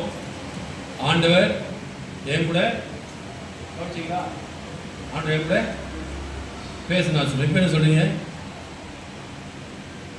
இன்னும் வாய் திறக்க மாட்டீங்க. ஆண்டவர் கூட இப்போ என்ன சொல்லுவோம்? பாஸ் என்னை திட்டினார், பாஸ் என்னை குறை சொன்னார், நம்ம போய் உட்காந்தா என்னை தான் திட்டுறாரு. ரட்சிக்கப்பட்ட நாளுக்கு என்ன சொன்னோம்? அனுபவத்தை சொல்ல கஷ்டமா தெரியுதுன்னா, ரட்சிக்கப்பட்ட நாள் என்ன சொன்னோம்? ஆண்டு எல்லாத்தையும் என்ன கூட பேசினார், என் குறைகளை உணர்த்தினார், என் குற்றங்களை உணர்த்தினார், என் தவறுகளை உணர்த்தினார், நீ போனேன் என் பாவங்களெல்லாம் உணர்த்தினார், நான் செய்ததெல்லாம் உணர்த்து சொன்னோம். இப்போ என்ன சொல்கிறோம்? என்னை பார்த்து குற்றம் சாட்டுகிறார், என்னை குறை சொல்லுகிறார்.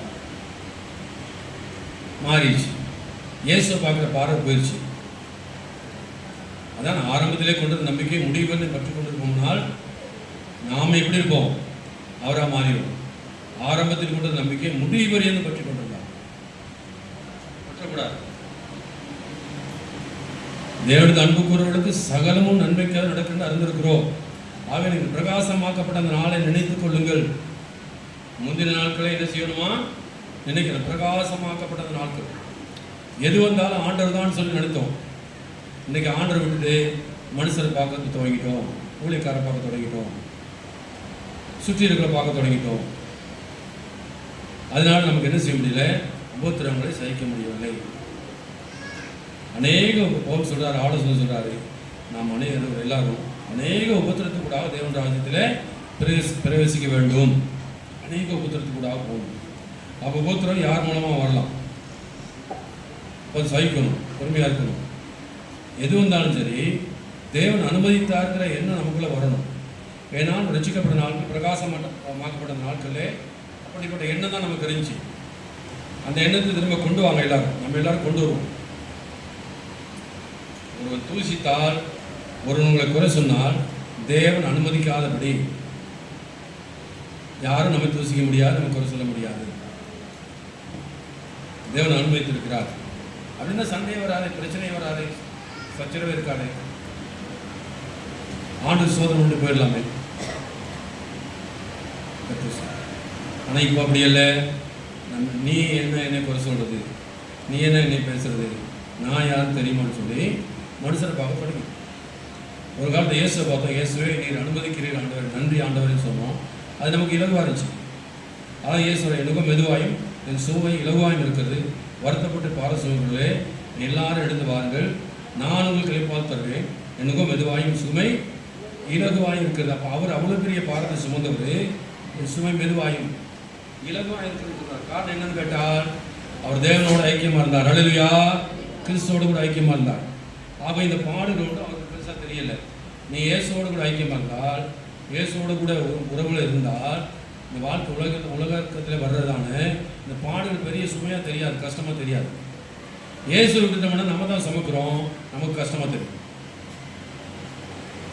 இயேசு விட்டாச்சு, இது வந்தாலும் நான் தான். அதனால எல்லாம் எனக்கு சும்மா எனக்கு தெரியுது, கஷ்டமாக தெரியுது. ஒரு காலத்தில் இயேசு முன்னுக்கு வச்சிருந்தோம், எனக்கு எல்லாம் என் கூட இருக்கிறது இயேசுனார் தான். அப்போ என்ன செஞ்சோம்? ஆண்டவரே உமக்கு ஸ்தோத்திரம்னு சொன்னோம். இயேசு தூர தள்ளி வச்சுட்டோம். நேரடி நமக்கு பிரச்சனை வந்து நம்ம சமைக்கிறோம், அது நமக்கு பாடுகள் கஷ்டமாக தெரியுது. அதான் இயேசு வச்சோம், வருத்தப்பட்டு பார சுமக்கிறவர்களே நீங்கள் எல்லாரும் எடுத்து வாருங்கள், நான் உங்களுக்கு இளைப்பால் தருவேன். காரணம் என்ன? என் சுமை மெதுவாயும் என் முகம் இலகுவாயும் இருக்கிறது. அவன் முகம்னு சொன்னால் மாடு கழுத்தில் வச்சு மாட்டை கட்டி கொண்டு போவான். முகம் அது எவ்வளோ அழுத்து பாருங்க, அவ்வளோ பெரிய வெயிட்டு பெண்ணுக்கு இந்த வண்டியில் வைக்கிற அவ்வளோ பாரமும் அது கழுத்தில் தான் இருக்கும். ஆனால் ஆண்டு சொல்கிறா முகம் மெதுவாயும் சுமை இலகுவாயும் இருக்கிறது. காரணம் கேட்டால் அவர் இயேசு தேவனை பார்த்தால் தேவனோடு கூட ஐக்கியமாக இருந்தார். அல்லேலூயா. அதனால அவருக்கு வர்ற பாடுகள் பெருசாக தெரியல. நமக்கு எனக்கு பெருசாக தெரியுது. இயேசு விட்டுட்டீங்க. ஆரம்ப நாட்களில் ஆண்டவர் சொன்ன மணிக்கு அவன் சொல்ல தொடங்கிட்டோம், மனுஷரை பார்க்க தொடங்கிட்டோம். இப்போ நமக்கு வர சின்ன பிரச்சனை பெருசாக தெரியுது. தயவு செய்து மாறுங்க, நம்ம எல்லாரும் மாறுவோம். இயேசு மாறவில்லை. ஆக நீங்கள் பிரகாசிக்கப்பட்ட அந்த நாளை நினைத்துக் கொள்ளுங்கள். அல்லேலூயா. பிரகாசமாக்கப்பட்ட நாள், ரட்சிக்கப்பட்ட நாளை நினைத்துக் கொள்ளுங்கள். அன்னைக்கு எல்லாம் இயேசுவை தான் சொன்னோம். அன்னைக்கு நம்ம சுமை இலகுவாக இருந்தது, முகம் மெதுவாக இருந்தது. இன்றைக்கு ஏன் கஷ்டமாக தெரியுதுன்னு கேட்டால் நம்ம இயேசுவை விட்டுட்டோம், இயேசுவை பார்க்கறத விட்டுட்டோம். இஸ்ரேல் ஜனங்கள் அப்படி தானே செய்தாங்க. கூக்குரலிட்டாங்க, சத்தம் போட்டாங்க, அழுதாங்க. தேவன் அவர் ரட்சகனுக்கு வெளியாக கொண்டு வந்தார். வனாந்தத்தை வந்து பாடிப்ப மோசே பார்க்க தொடங்கிட்டாங்க. மோசே, எங்களை கொள்ளவா கொண்டு வந்து, எங்களுக்கு எங்கே அப்பம், எங்களுக்கு எங்கே தண்ணீர், எங்களுக்கு எங்கே இறைச்சி, உன்னை விடுதலை ஆக்கினர் கொடுக்க மாட்டாரா? உன்னை ரட்சித்தவர் கொடுக்க மாட்டாரா? பாருங்க, இதுக்கு தான் மோசே கூட வானாந்தத்துக்கு போக முடியாதபடி இவங்க செஞ்சுட்டாங்க. ரொம்ப எச்சரிக்கையாக இருக்கணும். பெரியமானவர்களே, கற்று சொல்கிறோம், நீங்கள் பிரகாசமாக கட்ட நாளை நினைத்துக்கணும். இப்போ எத்தனை காரியம் நினச்சிருக்கணும்? ஒன்று முதலானது ரட்சிக்கப்பட்டா. முதலாவது என்னது? லோத்தின் மனைவியை நினைத்துக் கொள்ளுங்கள். அல்லேலூயா. யார் நினைச்சு கொள்ளணும்? ஏன் நினைக்கணும்? பாருங்க, ஏன் நினைக்கணும்? மெதுவா என்ன நடந்துடுமோ, ஏது நடந்துடுமோ, நீ முன்னுக்கு பார்த்து போ. பெண்ணுக்கு ஆண்டவர் வர்றாரு, அவர் கூட இருக்கிறாரு, ஏன் கவலைப்படுற? திரும்பி பார்க்கணும்னு சொன்னார் ஆண்டவர். நீ செய்த நன்மைகளாக இருக்கலாம், ஆண்டு காணப்பட்ட பாடுகளாக இருக்கலாம், உங்கள் ஊழியமாக இருக்கலாம், நீ உன் தியாகமாக இருக்கலாம், எதுவாக இருந்துச்சு. இவ்வளோலாம் செய்தேன், இவ்வளோலாம் விட்டு வந்தேன், அதை விட்டுறணும். பெண்ணுக்கு பார்க்கக்கூடாது. இந்த அம்மாவுக்கு என்ன நினைச்சு, ஐயோ என் வீடு என்னாச்சு, என் ஊர் என்னாச்சு, திரும்பி பார்க்க. அதில் அவருக்கு என்ன நடந்தது அப்படி. அதுபோல் நீ பின்னுக்கு பார்க்காத, இவ்வளோலாம் செய்தேனே, இதெல்லாம் விட்டேனே, இப்படிலாம் நடந்தேனே. இந்த ஊழியக்காரர் கொஞ்சம் பேர் மதிக்கிறாரா? நாங்கள் எவ்வளவு செய்தோம், சபைக்கு எப்படிலாம் செய்தோம், இப்படிலாம் ஊழியம் செய்தோம், உங்கள் குடும்பம் எல்லாம் தாங்கி வைக்கிது. ஆனால் அந்த ஊழியக்காரங்களை மதிக்கிறாரா? இப்போ யார் நினைக்கிற? ஊழியக்காரர்கள். ஏன் சொல்ற? யாருக்காண்டி செஞ்ச? யாருக்காண்டி செஞ்ச? மறந்துடக்கூடாது. மோசையில் போய் ஜெபித்தும் கேட்கல ஆண்டவர், முடியாதப்பா அவன் 7 நாள் பாலத்துக்கு உருவத்தாருன்னு சொல்லி கிறிஸ்தவன் நீங்கள. அடுத்து நம்ம நினைக்க வேண்டியது, எகிப்திலிருந்து புறப்பட்டு வந்த நாள் 400 வருஷம் அடிமையாக இருந்தாங்க. ஆண்டவர் எடுத்து கொண்டு வந்தார். கொஞ்ச நாட்கள் வனாந்தரத்துக்கு வந்துடும் படு, திரும்ப எகிப்துக்கு போயிட்டாங்க. இருதயத்திலே திரும்பினார்கள். பார்த்தீங்களா? ரட்சிக்கப்பட்டதை மறந்துட்டாங்க. எவ்வளோ கஷ்டத்தில், எவ்வளோ பிரச்சனையில், எவ்வளோ போராட்டங்களில், அக்கிரமத்தில், பாவத்தில் மறுத்து போகிற நம்மை இயேசு நம்முடைய சீரத்தில் செஞ்சு ரட்சிப்புல கொண்டு வந்தார். இதை மறந்துட்டு என்ன செய்கிறோம்? கொஞ்ச நாள் திரும்பமாக என்ன செய்கிறோம்? பழைய நடவடிக்கையில் போகிறோம். ஆகவே நீ எகிப்திலிருந்து புறப்பட்டு வந்தனாலே மறந்துடாது. 4வது, முந்தின நாட்கள். எப்படி? பிரகாசமாக்கப்பட்ட நாட்கள், ரட்சிக்கப்பட்ட பிற்பாடு இந்த நாட்கள் எப்படி? இது பிரகமாசனமாக இருந்தது, சந்தோஷமாக இருந்துச்சு, சமாதானமாக இருந்துச்சு. எது வந்தாலும் சரி, என் ஆண்டவருக்கு ஸ்தோத்திரம், எப்பயும் பாட்டு, எப்பயும் ஜெபம், எப்பயும் வீட்டில் ஆராதனை, வீட்டு கூட்டம். இப்போ எல்லாம் போச்சு. இப்போ எல்லாம் அவங்கனால இவங்க முதல்ல ஆரம்பத்தில் என்ன செஞ்ச? இயேசுக்கு மாட்டி நான் எல்லாம் செய்வேன். இப்போ யாருக்காண்டு செய்கிறேன்? நான் ஜெபிப்பேன், அவர் சரி நல்லா ஜெபிப்பேன். நீ 3 மணிக்கு எழுந்து ஜெபிக்கிறாள், எத்தனை மணிக்கு இருப்பேன்? நான் 3:30 மணி, திரும்ப சொல்கிறேன், 3:30 மணிக்கு எழுப்பி எல்லா வேலையும் முடிச்சுட்டு 5 மணிக்கு இருக்கிறேன். நீ சொல்கிற பாஸ் முன்னே நான் தான் ஜெபிக்கிறேன்னு சொல்கிறேன், எழுப்புறேன்னு சொல்கிறீங்க. அப்போ எத்தனை மணிக்கு இருக்கணும்? பாஸ் முன்னில் இருக்கணும். அப்போ நீங்கள் எத்தனை மணிக்கு வர்ற? பொய். வாய் திறந்தால் முயற்சி பண்ணும். பாஸ் முன்னுக்கு எழுப்புற ஆளாக இருந்தால் பாஸ் முன்னு சபைக்கு வரும். பாருங்க, சாந்தகுமார் 5:30 மணிக்கு வந்து மைக்கெல்லாம் போடுறாரு. அவருக்கு என்ன வயசு? அது பிள்ளைய படிக்க வச்சு, பிள்ளை கல்யாணம் படிக்க வேண்டிய வயசு வந்துச்சு. அவர் வந்து காலை 5 நான் கூப்பிடல 2 வாரம். ஏன்னு கேட்டால் பாவம், அவர் கஷ்டப்பட்டு வேலை செய்ய தூங்குவார் சொல்லி. ஆனால் அவராக வந்துட்டார். ஆரம்பத்தில் முடியாதனால கூப்பிட்டேன். இந்த 2 வாரமாக கூப்பிடல. ஏன்னு கேட்டால் பாவம் அவ்வளோ. ஆனால் வாலிப பையன்மாரை கூப்பிட்டா தூங்குறாங்க. 8 மணி 9 மணி. அவருக்கு என்ன வயசு? இன்னும் 2-3 வருஷம் தான் பேர பிள்ளை பார்த்துட்டாரு. அவராக வந்து மைக்கெல்லாம் போடுறாரு. சொன்னால் என்ன சொல்கிறேன் தெரியுமா? எல்லாருக்கும் வச்சு என்ன சொல்கிறார்? கொஞ்சம் சின்னி, இந்த வாலிப நாட்கள் ஆண்டருக்கான கிரியை செய்யலைன்னா பிற்பாடி தான் கெஞ்சுவேன், ஆண்டவரே எனக்கு முடியலையேன்னு. முடியாமல் போயிடும். நேரம் கிடைக்கும் பொழுது, சமயம் கிடைக்கும் பொழுது, சந்தர்ப்பம் கிடைக்கும் பொழுது, உங்களுக்கு முடிகிற பொழுது செய். ஒரு நாள் வரும், முடியாத போக வேண்டிய நாள் வரும். அப்படி கவலைப்பட தேவையில்லை. என்னன்னு கேட்டால், நான் செய்ய வேண்டியதெல்லாம் செஞ்சுட்டு ஆண்டவரே என்னை முடிந்த காலத்தை செய்தே சொல்லலாம். நீ இப்போ செய்யாமல் நேரத்தை ஒரு நல்ல கிறிஸ்தவன், பெந்தெகோஸ்து கிறிஸ்தவன், ரட்சிக்கப்பட்ட கிறிஸ்தவன் சபைக்கு முக்கியத்துவம் கொடுக்கணும். அல்லேலூயா. ஊழியத்துக்கு, சபைக்கு. நீ அங்கங்கே சுற்றுறதுக்கு முக்கியத்துவம் கொடுத்துட்டு இங்கே வந்து தூங்கி அடிச்சுட்டு வந்தா எப்படி? ஏன் ரட்சிக்கப்பட்ட நாட்கள் இருந்து காலையில் ஊழியம், சாயந்தரம் ஊழியம் சொல்லுங்க. காலைல 9 மணிக்கு ஆறாவது முடிஞ்சு வீட்டுக்கு வந்து அப்போ மாதிரி இப்போயும் சமைச்சு சாப்பிட்டு திரும்ப சாயந்தரம் ஊழியம், திரும்ப சாயந்தரம் ஆராதனை, பிறகு வாலியம் கூட்டம், வேத பாடம், தொடர்ச்சியாக. ஆனால் ஒரு நாளைக்கு சபையில் ஞாயிற்றுக்கிழமை நாளை தவிர மற்ற நாளில் வர முடியல. பிரகாசமாக்கப்பட்ட நாட்கள், அப்போ நம்ம ரட்சிக்கப்பட்ட நாட்கள் வைராக்கியமாக இருக்கும். அதை விட்டுறாதீங்க. நான் சொல்கிறேன், தயவு செய்து விட்டுறாதீங்க. கடைசி ஓடுங்க. முடிவடைந்து நிலைப்பவனே ரட்சிக்கப்படுவான். அல்லேலூயா. அதனால சொல்லி நீங்கள் பிரகாசமாக்கப்பட்ட அந்த நாளை என்ன செய்யணுமா? முந்தின நாட்கள் நினைத்துக் கொள்ளுங்கள். நீங்கள் பிரகாசமாக்கப்பட்டிருந்த அந்த நாட்களில் உபத்திரங்களை மிகுந்த போராட்டத்தையும் சகித்தீர்களே. நிந்தைகளாலும் உபத்திரங்களாலும் வேடிக்கையாகப்படுத்தும் இல்லாமல் அப்படி நடத்தப்பட்டவர்களுக்கு பங்காளிகளும் ஆனீர்களே. அல்லேலூயா. அப்போ உபத்திரம், நிந்தைகள் எல்லாருக்கும் நம்ம பங்காளிகளாகும். அதெல்லாம் சகித்தோம். ஏன்னா இயேசு இன்னைக்கு என்ன சொல்கிறாங்க? நான் எய்த்து இருந்தால் நல்லா இருக்குமே, உங்களுக்கு நல்ல சாப்பாடு கிடைச்சிது, அங்கேருந்து கூகுள் எடுத்து மறந்துடுறாங்க. ஆகவே முந்தின நாட்கள், பிரகாசமாக்கப்பட்ட நாட்களை மறந்துவிட்டார். அடுத்த வாசி 1 பேதுரு 2ஆம் அதிகாரம். 2 பேதுரு 2ஆம் அதிகாரம் எல்லாம் எடுப்போம். 19வது வருவோம். ஏனெனில் தேவனின் பற்றுதலாய் இருக்கிற மனசாட்சி நிமித்தம் ஒருவன் அநியாயமாய் பாடுபட்டு உபத்திரவங்களை பொறுமையாய் சகித்தார், அதுவே பிரீதியாய் இருக்கும். நீங்கள் குற்றம் செய்து அடிக்கப்படும் போது பொறுமையோடு சகித்தார், அதனால் என்ன கீர்த்தி உண்டு? நீங்கள் நன்மை செய்து பாடுபடும் போது பொறுமையோடு சகித்தார், அதுவே தேவனுக்கு முன்பாக பிரீதியாய் இருக்கும். சரி, நல்லா கவனிங்க. ஏனெனில் தேவனின் படுதலாய் இருக்கிற மனசாட்சி நிமித்தம் ஒரு அநியாயமாய் பாடுபட்டால் உபத்திரவங்களை பொறுமையாக சகித்தால் அதுவே பிரீதியா இருக்கும். அல்லேலூயா. அப்ப இந்த மறந்துடக்கூடாது. இந்த உபத்திரவத்தின் நாட்களை என்ன செய்யக்கூடாது?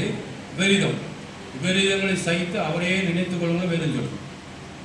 விபரீதங்களை சகித்து அவரையே 12:3 வாசிங்க பார்ப்போம். எபிரேயர் 12:3 எப்படியா வச்சுக்கோங்க.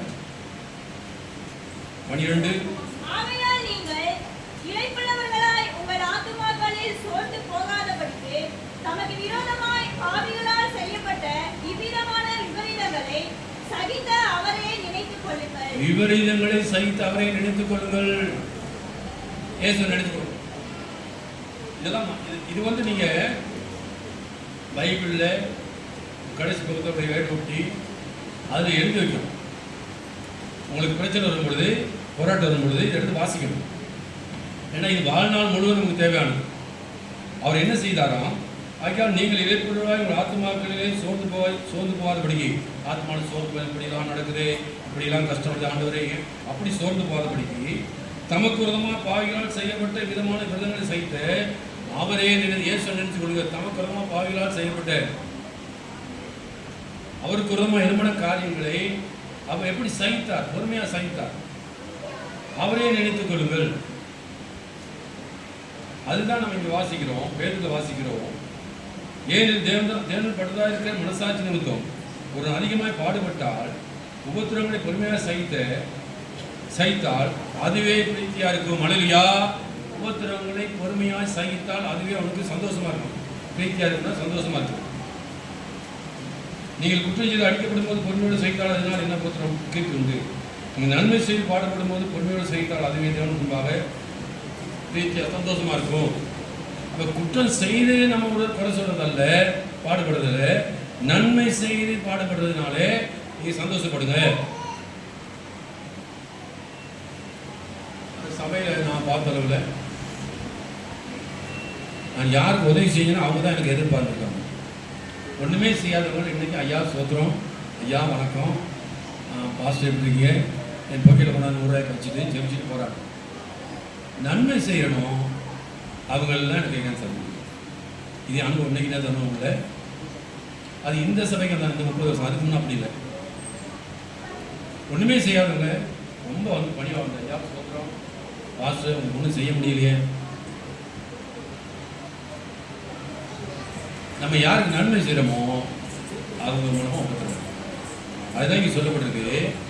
நீங்கள் நன்மை செய்து பார்த்தீங்கன்னா ஒரு திரும்ப வாசிங்க.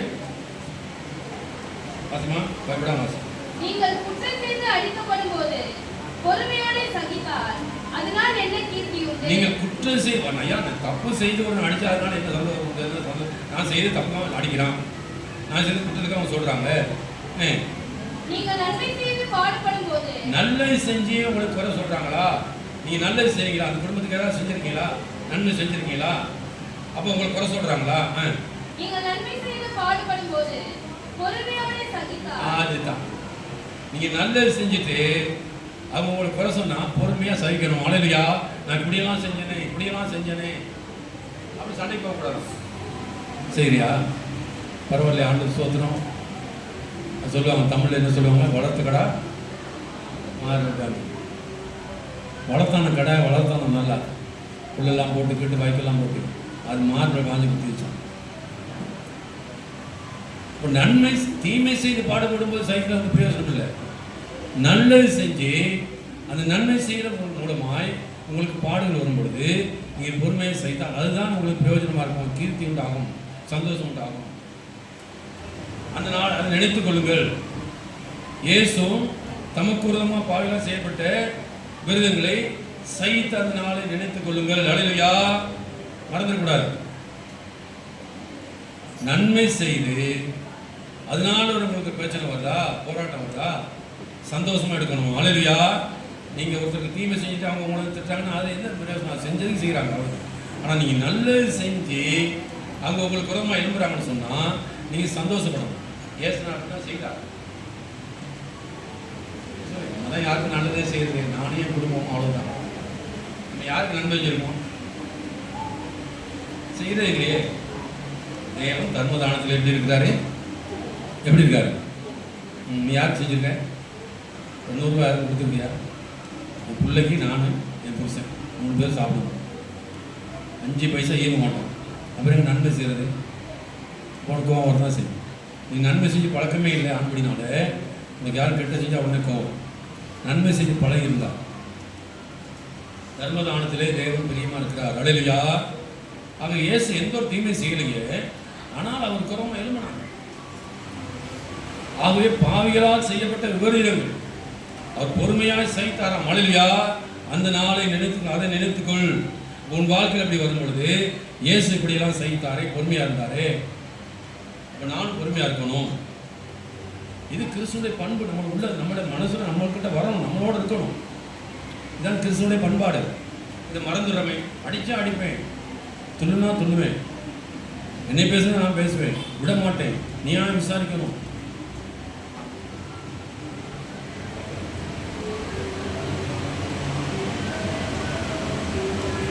நான் இந்த பாடுகள்லாம் போகாத பாடுகளே கிடையாது, எழுதி வச்சிருக்கேன். ஒரு சில ஞாபகம் உள்ளவங்க அந்த 4 கொஞ்சம் நினைச்சு பாருங்க. 29/7/2024 ஞாபகம் இருக்கா? 29/7 பெரிய பாடு. நீதான் நீதான் நீதான். ஏன் எழுதி வச்சுக்க சொன்னா ஜெபிக்கிறதுக்கு. 29/4/2000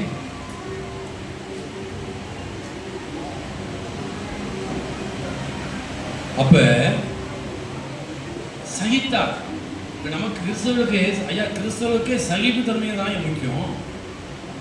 கிறிஸ்தவன் சொன்னா எல்லாத்தையும் சகிக்கிறது. அல்லேலூயா. பாவிகளால் செய்யப்பட்ட விதமான விபரீதங்களை சகித்து அவரை நினைத்துக் கொள்ளுங்கள்.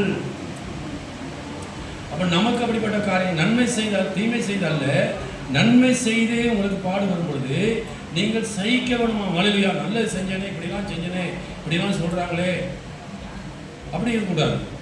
நீ நன்மை செய்ய செய்ய உங்களுக்கு புகழ்ச்சி வராது. அப்படி நம்ம ஆண்டரை மறந்துடுவோம். நல்லா கவனிக்க, முக்கியமான கவனம். நீங்க நல்லது செஞ்சு அவங்க உங்களை தூக்கி வச்சா நீங்க ஆண்டரை மறந்துடுவீங்க. அதுக்கு தான் நன்மை செய்யறவங்க உங்களுக்கு தீமை செய்வாங்க. ஏன்னா நீங்க அவங்கள விட்டு ஆண்டரை நினைக்கிறாங்க. புரியுதா உங்களுக்கு? புரியுதா? ஒன்றும் புரியல போடுங்க. வீடா வர புரியல, எல்லா கொடுக்கும் வர வீடா புரியுது.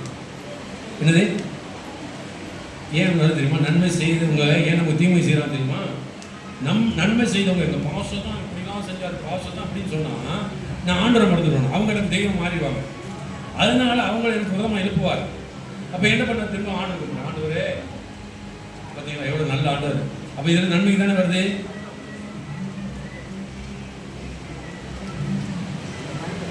நன்மை செய்தவங்க நமக்கு விதமாக எழுப்புறது ஏன்னு கேட்டால் அவங்க நமக்கு தெய்வமும் மாறிடக்கூடாது. நமக்கு ஆண்டவர் தான் இன்றைக்கும். அப்போ என்ன செய்வார் ஆண்டவர்? அப்படிப்பட்டவங்களை உங்களுக்கு நீங்கள் யாருக்கு நன்மை செய்யோ அவங்க உங்களுக்கு தான் பேசுவாங்க, உங்களுக்கு எழும்புவாங்க, உங்களை கொலை செய்ய பார்ப்பாங்க, முயற்சி பண்ணுவாங்க, உங்களை அழிக்க பார்ப்பாங்க. ஏன்னு கேட்டால் நன்மை செய்தவர் நம்ம நன்மை செய்தவங்களே அவங்க சபையை விட்டு அனுப்புறேன்னு சொல்கிறாங்களாமே.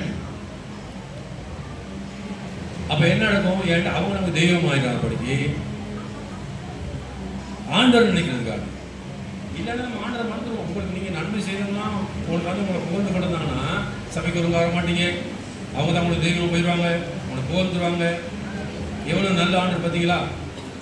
நீங்கள் எங்கெல்லாம் நன்மை செய்யலாம் அதெல்லாம் அந்த இடம்லாம் உங்களுக்கு எதிர்ப்பு போகிறோம். ஏன்னு கேட்டால் நீங்கள் அவங்கள விட்டுட்டு இயேசுவை பார்க்கறதுக்காக வேண்டி. அல்லேலூயா. ஆகவே விவிதமான விபரீதங்களை சகித்து அவரே நினைத்துக் கொள்ளுங்கள். அல்லேலூயா. அல்லேலூயா. 1 பேதுரு 4:16 வாசிச்சோமா? நீங்கள் கிறிஸ்துவின் நாமத்தின் நிமித்தம் ஒருவன் 16 ஒருவன் கிறிஸ்துவனாய் இருப்பதினால் பாடுபட்டால் வெட்கப்படாமல் இருந்து அதிநிமித்தம் தேவனை மகிமைப்படுத்த ஒருவன் கிறிஸ்துவனாக இருப்பதினால் நல்லா கவனிக்கும். பாடுபட்டால் வெட்கப்படாமல் இருந்து அது நிமித்தம் தேவனை மையப்படுத்த கடவான். பார்த்தீங்களா, தெளிவா சொல்லுது வசனம். அல்லேலூயா.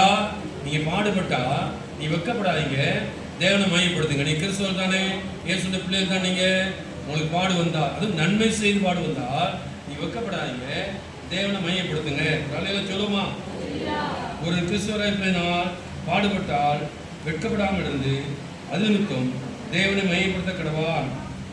ஏன்னு கேட்டால் கீழே அருமையான வசனம் சொல்லி வாசிங்க.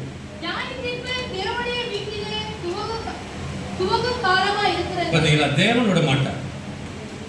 எப்படி மீதியாமை மோசே போய் கெஞ்சினார், ஆண்டவரே இந்த அம்மா விட்டுருங்க, என் தங்கச்சி தான், சகோதரி தான், தப்பா இல்லை நான் விட மாட்டேன்னு சொன்னது போல நியாய தீர்ப்பு ஆரம்பிக்க போகுது. நியாய தீர்ப்பு ஆரம்பிக்க போகுது. தேவனுடைய நியாயத்திற்கு முதல்ல எங்க ஆரம்பிக்கும்? உலகத்திலேயா? பாவியில் இல்லை, தேவனுடைய வீட்டில். நம்ம தப்பு செஞ்சால் நமக்கு தான் முதல்ல நியாயத்துக்கு வரும். நம்ம தான் உயிர்த்தெடுத்து நியாய சமூகம் முன்வாணிக்க போகிறோம். உலகத்தார் அல்ல, உலகத்தார் நியாயத்திற்கு கடைசியில் 1000 வருஷம் முடியதான் உலகத்தார் நியாயத்திற்கு. இப்போ நியாயத்திற்கு நமக்கு தான். உலகத்தாருக்கு 1000 வருஷம் முடிஞ்சு நித்தியராஜ்யத்துக்கு பாடு முந்தி எல்லாத்தையும் அனுப்பிச்சிடுவார். அதுக்கு தான் நித்தியராஜ்யம். அங்கே பாவி எடுக்க மாட்டாங்க. ஆனால் நமக்கு இப்போ நியாயத்திற்கு உண்டு. நியாயத்திற்கு தேவன் வீட்டில் தூங்குற காரணமாக இருக்குது. முந்தி நம்மிடத்தில் தூங்குறபடினாலே தேவன் சுவிசேஷத்துக்கு கீழ்ப்படியாத முடிவு என்னமா இருக்கும்? அல்லேலூயா. தேவனுடைய சுவிசேஷத்துக்கு கீழ்ப்படியாத முடிவு எவ்வளோ பயங்கரமாக இருக்கும் பார்த்தீங்களா? அப்போ என்ன செய்யணும்? நீங்கள் ஒரு கிறிஸ்துவனாக இருப்பதனால் பாடுபட்டால் வெட்கப்படாமல் இருந்த நிமித்தம் தேவனை மையப்படுத்த கடவான். அல்லேலூயா. நீ உண்மையான கிறிஸ்துவனாக இருந்தா, கஷ்டம் வந்தா, பாடு வந்தா, பாடு எங்கேருந்து வரும்? பிசாசம் கொண்டாடுவோம். நம்ம ஜனங்கள் மத்தியம் தான் வரும். பிசாசம் தான் போ பிசாசம் ஓடிடுவாங்க.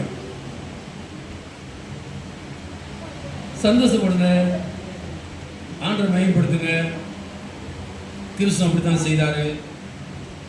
ஒரு கிறிஸ்துவனாக இருப்பதனால் பாடுபட்டால் சந்தோஷப்படும். பாடுபட வெட்கப்படாமல் இருந்து ஐநூறுக்கும் தேவனை மையப்படுத்த கடவான். அல்லேலூயா. யோவான் 15:19 என்ன சொல்லி பார்ப்போம். டைம் ஆச்சு. யோவான் சுவிசேஷம் 15ஆம் அதிகாரம் 19 வாசிப்போம். நீங்கள் உலகத்தாராய் இருந்தால் உலகம் தன்னுடைய சிநேகித்திருக்கும். நீங்கள் உலகத்தாராய் இராதபடியினாலும் நான் உங்களை உலகத்திலிருந்து தெரிந்து கொண்டபடியினாலும் உலகம் உங்களை பகைக்கிறது. நீங்கள் நான் உலகத்தார் அல்ல. உலகத்தாராக இருந்தால் உலகம் நம்ம சிநேகித்திருக்கும்.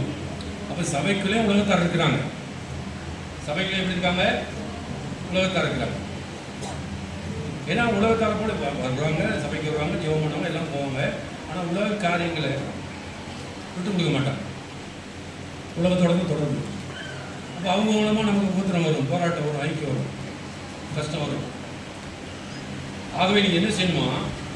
உலகத்தில் உங்களுக்கு உபத்திரம் உண்டு. உலகம் உங்களை பகைக்கிறது.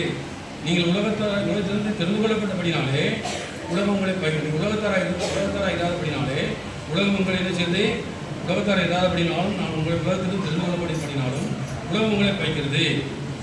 அப்போ ஏன் வருது? நான் இயேசுவினால் தெரிந்து கொள்ளப்பட்ட மனுஷன், நான் உலகத்திலிருந்து வேறு பிரிக்கப்பட்ட மனுஷன். ஆகவே சந்தோஷப்படுங்க. நன்மை செய்து பாடுபடினாலே இயேசு அப்படித்தான் செய்தார். இயேசு என்ன செய்தாரு? நமக்கு விரோதமாக பாவிகளால் செய்யப்பட்ட விரோதங்களை செய்த அவரையே நினைத்துக் கொள்ளுங்கள். இயேசு நினைத்துக் கொள்ளுங்கள். அல்லேலூயா. கொடுப்போமா எல்லாரும்? அப்போ 4 காரியம் நம்ம படிச்சிருக்கோம். 1 கோத்திரனுடைய மனைவி, 2வது மீரியாம், 3வது முந்தின நாட்கள், நாங்கள் பிரகாசம் அடைந்த நாட்கள். அடுத்து விபரீதங்களை சகித்து, விபரீதங்களை ஆரம்ப நாட்களில் நமக்கு வந்த உபத்திரங்கள், போராட்டங்களை சகித்தோம். இயேசுவை போல இன்றைக்கு சகிக்க முடியல. மனிதரை பார்க்குறோம், உலகத்தை பார்க்குறோம். உலகத்தை நீங்கள் உலகத்தார்கள் உலகங்களை சேர்த்துக்கணும். நான் உங்களை உலகத்தில் தெரிந்து கொண்டபடினாலே நல்லா மறந்துடுறாங்க. உலகத்திலிருந்து உங்களை தெரிந்து கொண்டபடினாலே உலகம் உங்களை பகைக்கிறது. நீங்கள் உலகத்தாராக இருந்தால் உலகம் உங்களை சிநேகித்திருக்கும். அல்லேலூயா. தைரியமாக இருங்க, சொல்லு போகாதீங்க. இவையெல்லாம் மறந்துடாங்க. பைபிளில் எழுதி வைங்க, குறிப்பு வைங்க. ஒரு ஆள் உங்களுக்கு விரோதமாக எழும் பொழுது, நன்மை செய்து எழும் பொழுது வருவோம். ஏன் நன்மை செய்து உங்களுக்கு விரோதமாக வர்றாங்கன்னு கேட்டால், நீங்கள் ஒருவருக்கு நன்மை செய்யும் பொழுது அவங்களுக்கு ஏன் உங்களுக்கு விரோதமாக வர்றான்னு கேட்டால், அவங்க உங்களை புகழ்ந்தா நீங்கள் அவங்கள விட்டுருவீங்க. இயேசுவை விட்டுருவீங்க, அவங்கள தெய்வமாக கொண்டாடுவீங்க. இயேசு பார்த்தார், ஒரு அடி கொடுத்து திருப்புறாரு, அவங்களுக்கு விரோதமாக வருவாங்க, நன்மைக்கு பதிலாக தீமை செய்வாங்க. அப்பதான் நீங்க இயேசுவை பார்ப்பீங்க. இதுவும் இயேசு தான் அனுமதிக்கிறார். அல்லேலூயா, சோத்திரம். நன்றியப்பா, நான் நன்மை செய்வான தீமையை பேசுறாங்களே, நன்றி சொல்லணும். இதுவும் இயேசு அனுமதிக்கிறார். விபரீதங்களை சகித்த நாட்கள், பாவிகளால் செய்யப்பட்ட விபரீதங்களை சகித்த அவரையே நினைத்துக் கொள்ளுங்கள். அல்லேலூயா. ரட்சிக்கப்பட்ட நாட்களில் நமக்கு வந்து விபரீதங்கள் போராட்டங்களை இயேசு அனுமதித்தான்னு சகித்தோம். இப்பொழுது என்ன சொல்றோம்? மனிதரை பார்க்கிறோம். எல்லாரும் ஜெபம் ஒப்பு கொடுப்போமா? எல்லாரும் ஒப்பு கொடுப்போமா? கர்த்தர் சொல்லுங்க, ஒப்பு கொடு. எல்லாரும் முழங்கால் போடுங்க, ஜெபம் பண்ணுவோம். ஹல்லேலூயா. நன்றி இயேசுவே, உமக்கு நன்றி. எங்களை அர்ப்பணிக்கிற ஆண்டவரே, எங்களை ஒப்பு கொடுக்கிற ஆண்டவரே, இயேசுவே நினைக்க எங்களுக்கு கிருபை தாங்க. அப்பா, நாங்கள் ரட்சிக்கப்பட்ட அந்த எகிப்திலிருந்து புறப்பட்ட அந்த நாட்களை நினைக்கும்படியான கிருபை தரும்படியாக செபிக்கிறோம். மிகுந்த உபத்திரங்கள் வீட்டுக்கொண்டிரே 400 வருஷம் அடிமை நாங்கள் பிறந்த நாள் முதல் கொண்டு ரட்சிக்கப்பட்ட நாள் வரைக்கும் பாவத்துக்கும் சாபத்துக்கும் அக்கிரமத்துக்கும் அடிமையாக இருந்த எங்களை இயேசுவை கொண்டு ரட்சித்தீரே. அவர் ஜீவனை கொடுத்து அவர் ரத்தத்தினால மீட்கப்பட்டோமே. அந்த நாட்களை மறவாத எங்களை உதவி செய்யும்படியாக செபிக்கிறோம். திரும்பவும் பழைய நிலைமைக்கு நாங்கள் போய்விடாதபடி இரண்டாவது நாங்கள் அந்த முந்தின நாட்களை நினைக்கத்தக்கதான கிருபை தரும்படியாக செபிக்கிறோம். எங்களுக்கு வந்த எல்லா போராட்டங்களையும் ஆண்டவரே, எவ்வளவு சந்தோஷமா இருந்தோம் ஆண்டவரே, ரட்சிக்கப்பட்ட நாட்களே எவ்வளவு மகிழ்ச்சியா இருந்தோமே, அந்த மகிழ்ச்சியின் நாட்களை நினைவு கூற கிருபை தரும்படியாக செபிக்கிறோம் ஆண்டவரே. எல்லாம் சொல்லுங்க, வாய் திறந்து, சத்தம் காணல. சோத்திரமான கஷ்டமா தெரியுதா? நன்றி ஆண்டவரே, நன்றியோடு துதிக்கிறோம். அடுத்து விபரீதங்களை சகித்த, பாவிகளால் செய்யப்பட்ட விதமான விபரீதங்களை சகித்த அவரே நினைத்துக் கொள்ளுங்கள். உங்களுக்கும் அது அருளப்பட்டிருக்குது. விசுவாசிக்கிறதுக்கு மாத்திரமல்ல, நமக்கும் பாடுகள் அருளப்பட்டிருக்குது. இயேசு அனுமதிக்கிறார். சொல்லுங்க, ஹல்லேலூயா. நன்றி இயேசுவே, நன்றியோடு துதிக்கிறோம், நன்றியோடு துதிக்கிறோம் ஆண்டவரே. இயேசுவே உமக்கு சோத்திரம், சோத்திரம், சோத்திரம். நன்றி அப்பா, நன்றி. எல்லாரும் கையில் எடுத்து ஆண்டவரை மகிமைப்படுத்துவோம். தேவனுக்கு அன்பு கூறவர்களுக்கு சோர்ந்தே போகாது. பிரியமானவர்களே, சோர்ந்து போகாதீங்க. நீங்கள் யாருக்கு உதவி செய்றீங்களோ, யாருக்கு நன்மை செய்யணும், அவங்க ஏன் வர்றாங்கன்னு இப்போ புரிஞ்சுதா? நீங்கள் அவங்க பின்னுக்கால ஓடாதபடிக்கு இயேசு பின்னால் ஓடும்படிக்கு தான் அவங்கள தேவன் உங்களுக்கு உதவி எழுப்புறாரு. இல்லைன்னா அவங்க இயேசு விட்டுருவீங்க, அவங்கள தெய்வம் மாற்றிடுவீங்க. அதனால தான் இயேசு என்ன செய்யாரு?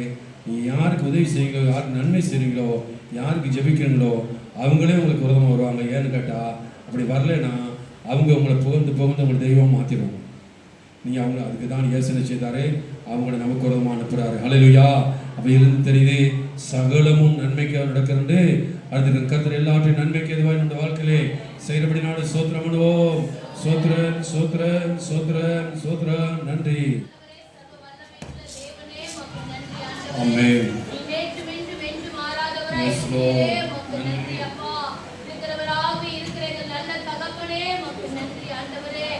தேவனாய் கர்த்தர், நீங்க ஜீவனுள்ள தேவனுமாய் இருக்கிறவரே, உமக்கு நன்றி அப்பா. எங்க வாழ்நாட்களை பொழுது ஒரு ஆளை கூட்டிச்சத கிருபைக்காக நன்றி ஆண்டவரே.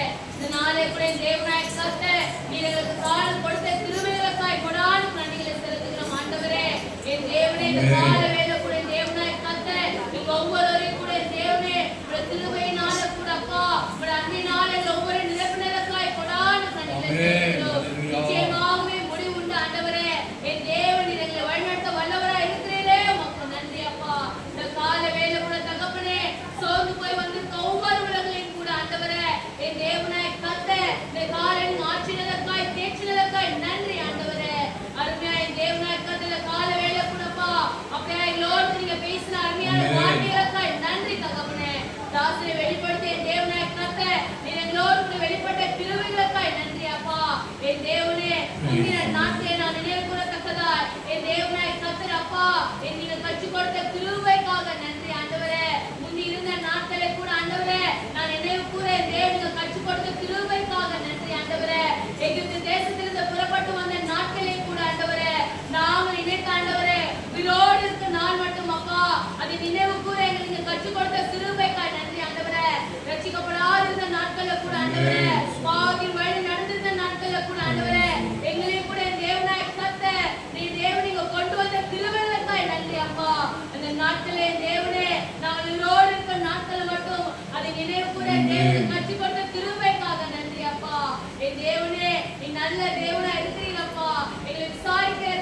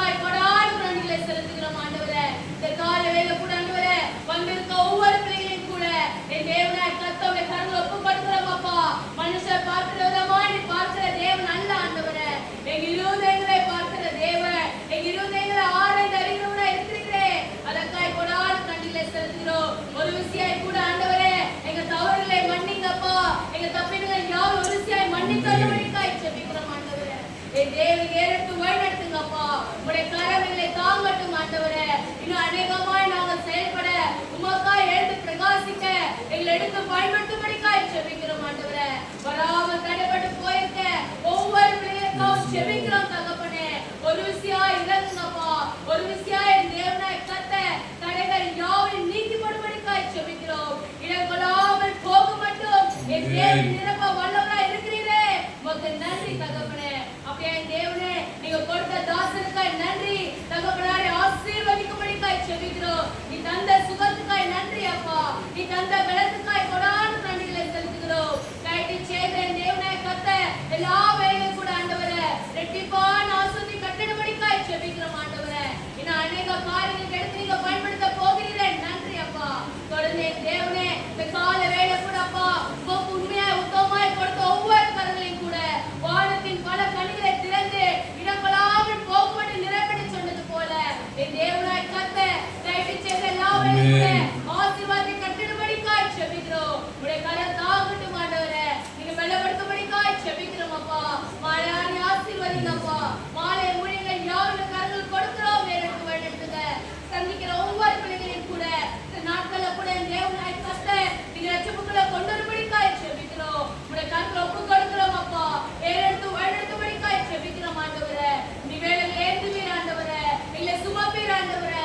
எங்களை தப்பிவிக்க வல்லவராய் இருக்கிறீரே. உமக்கு நன்றி. மீதான யாவையும் திருக்கரத்துல கொடுக்கிறோம். ஆசீர்வதிங்க.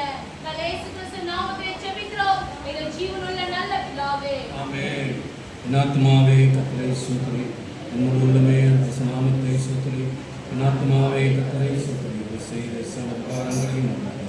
ஆமென். பிதாவாகிய தேவனுடைய அன்பும் இந்த கர்த்தராகிய இயேசுவின் கிருபையும் பரிசுத்த ஐக்கியமும் சகல பரிசுத்தவான்களோடும் நம் அனைவரோடும் என்றென்றைக்கும் சதாகாலம் இருக்கிறதாக. ஆமென். ஹல்லேலூயா. ஹல்லேலூயா. ஹல்லேலூயா. சாம தொடர்ந்து கர்த்தர்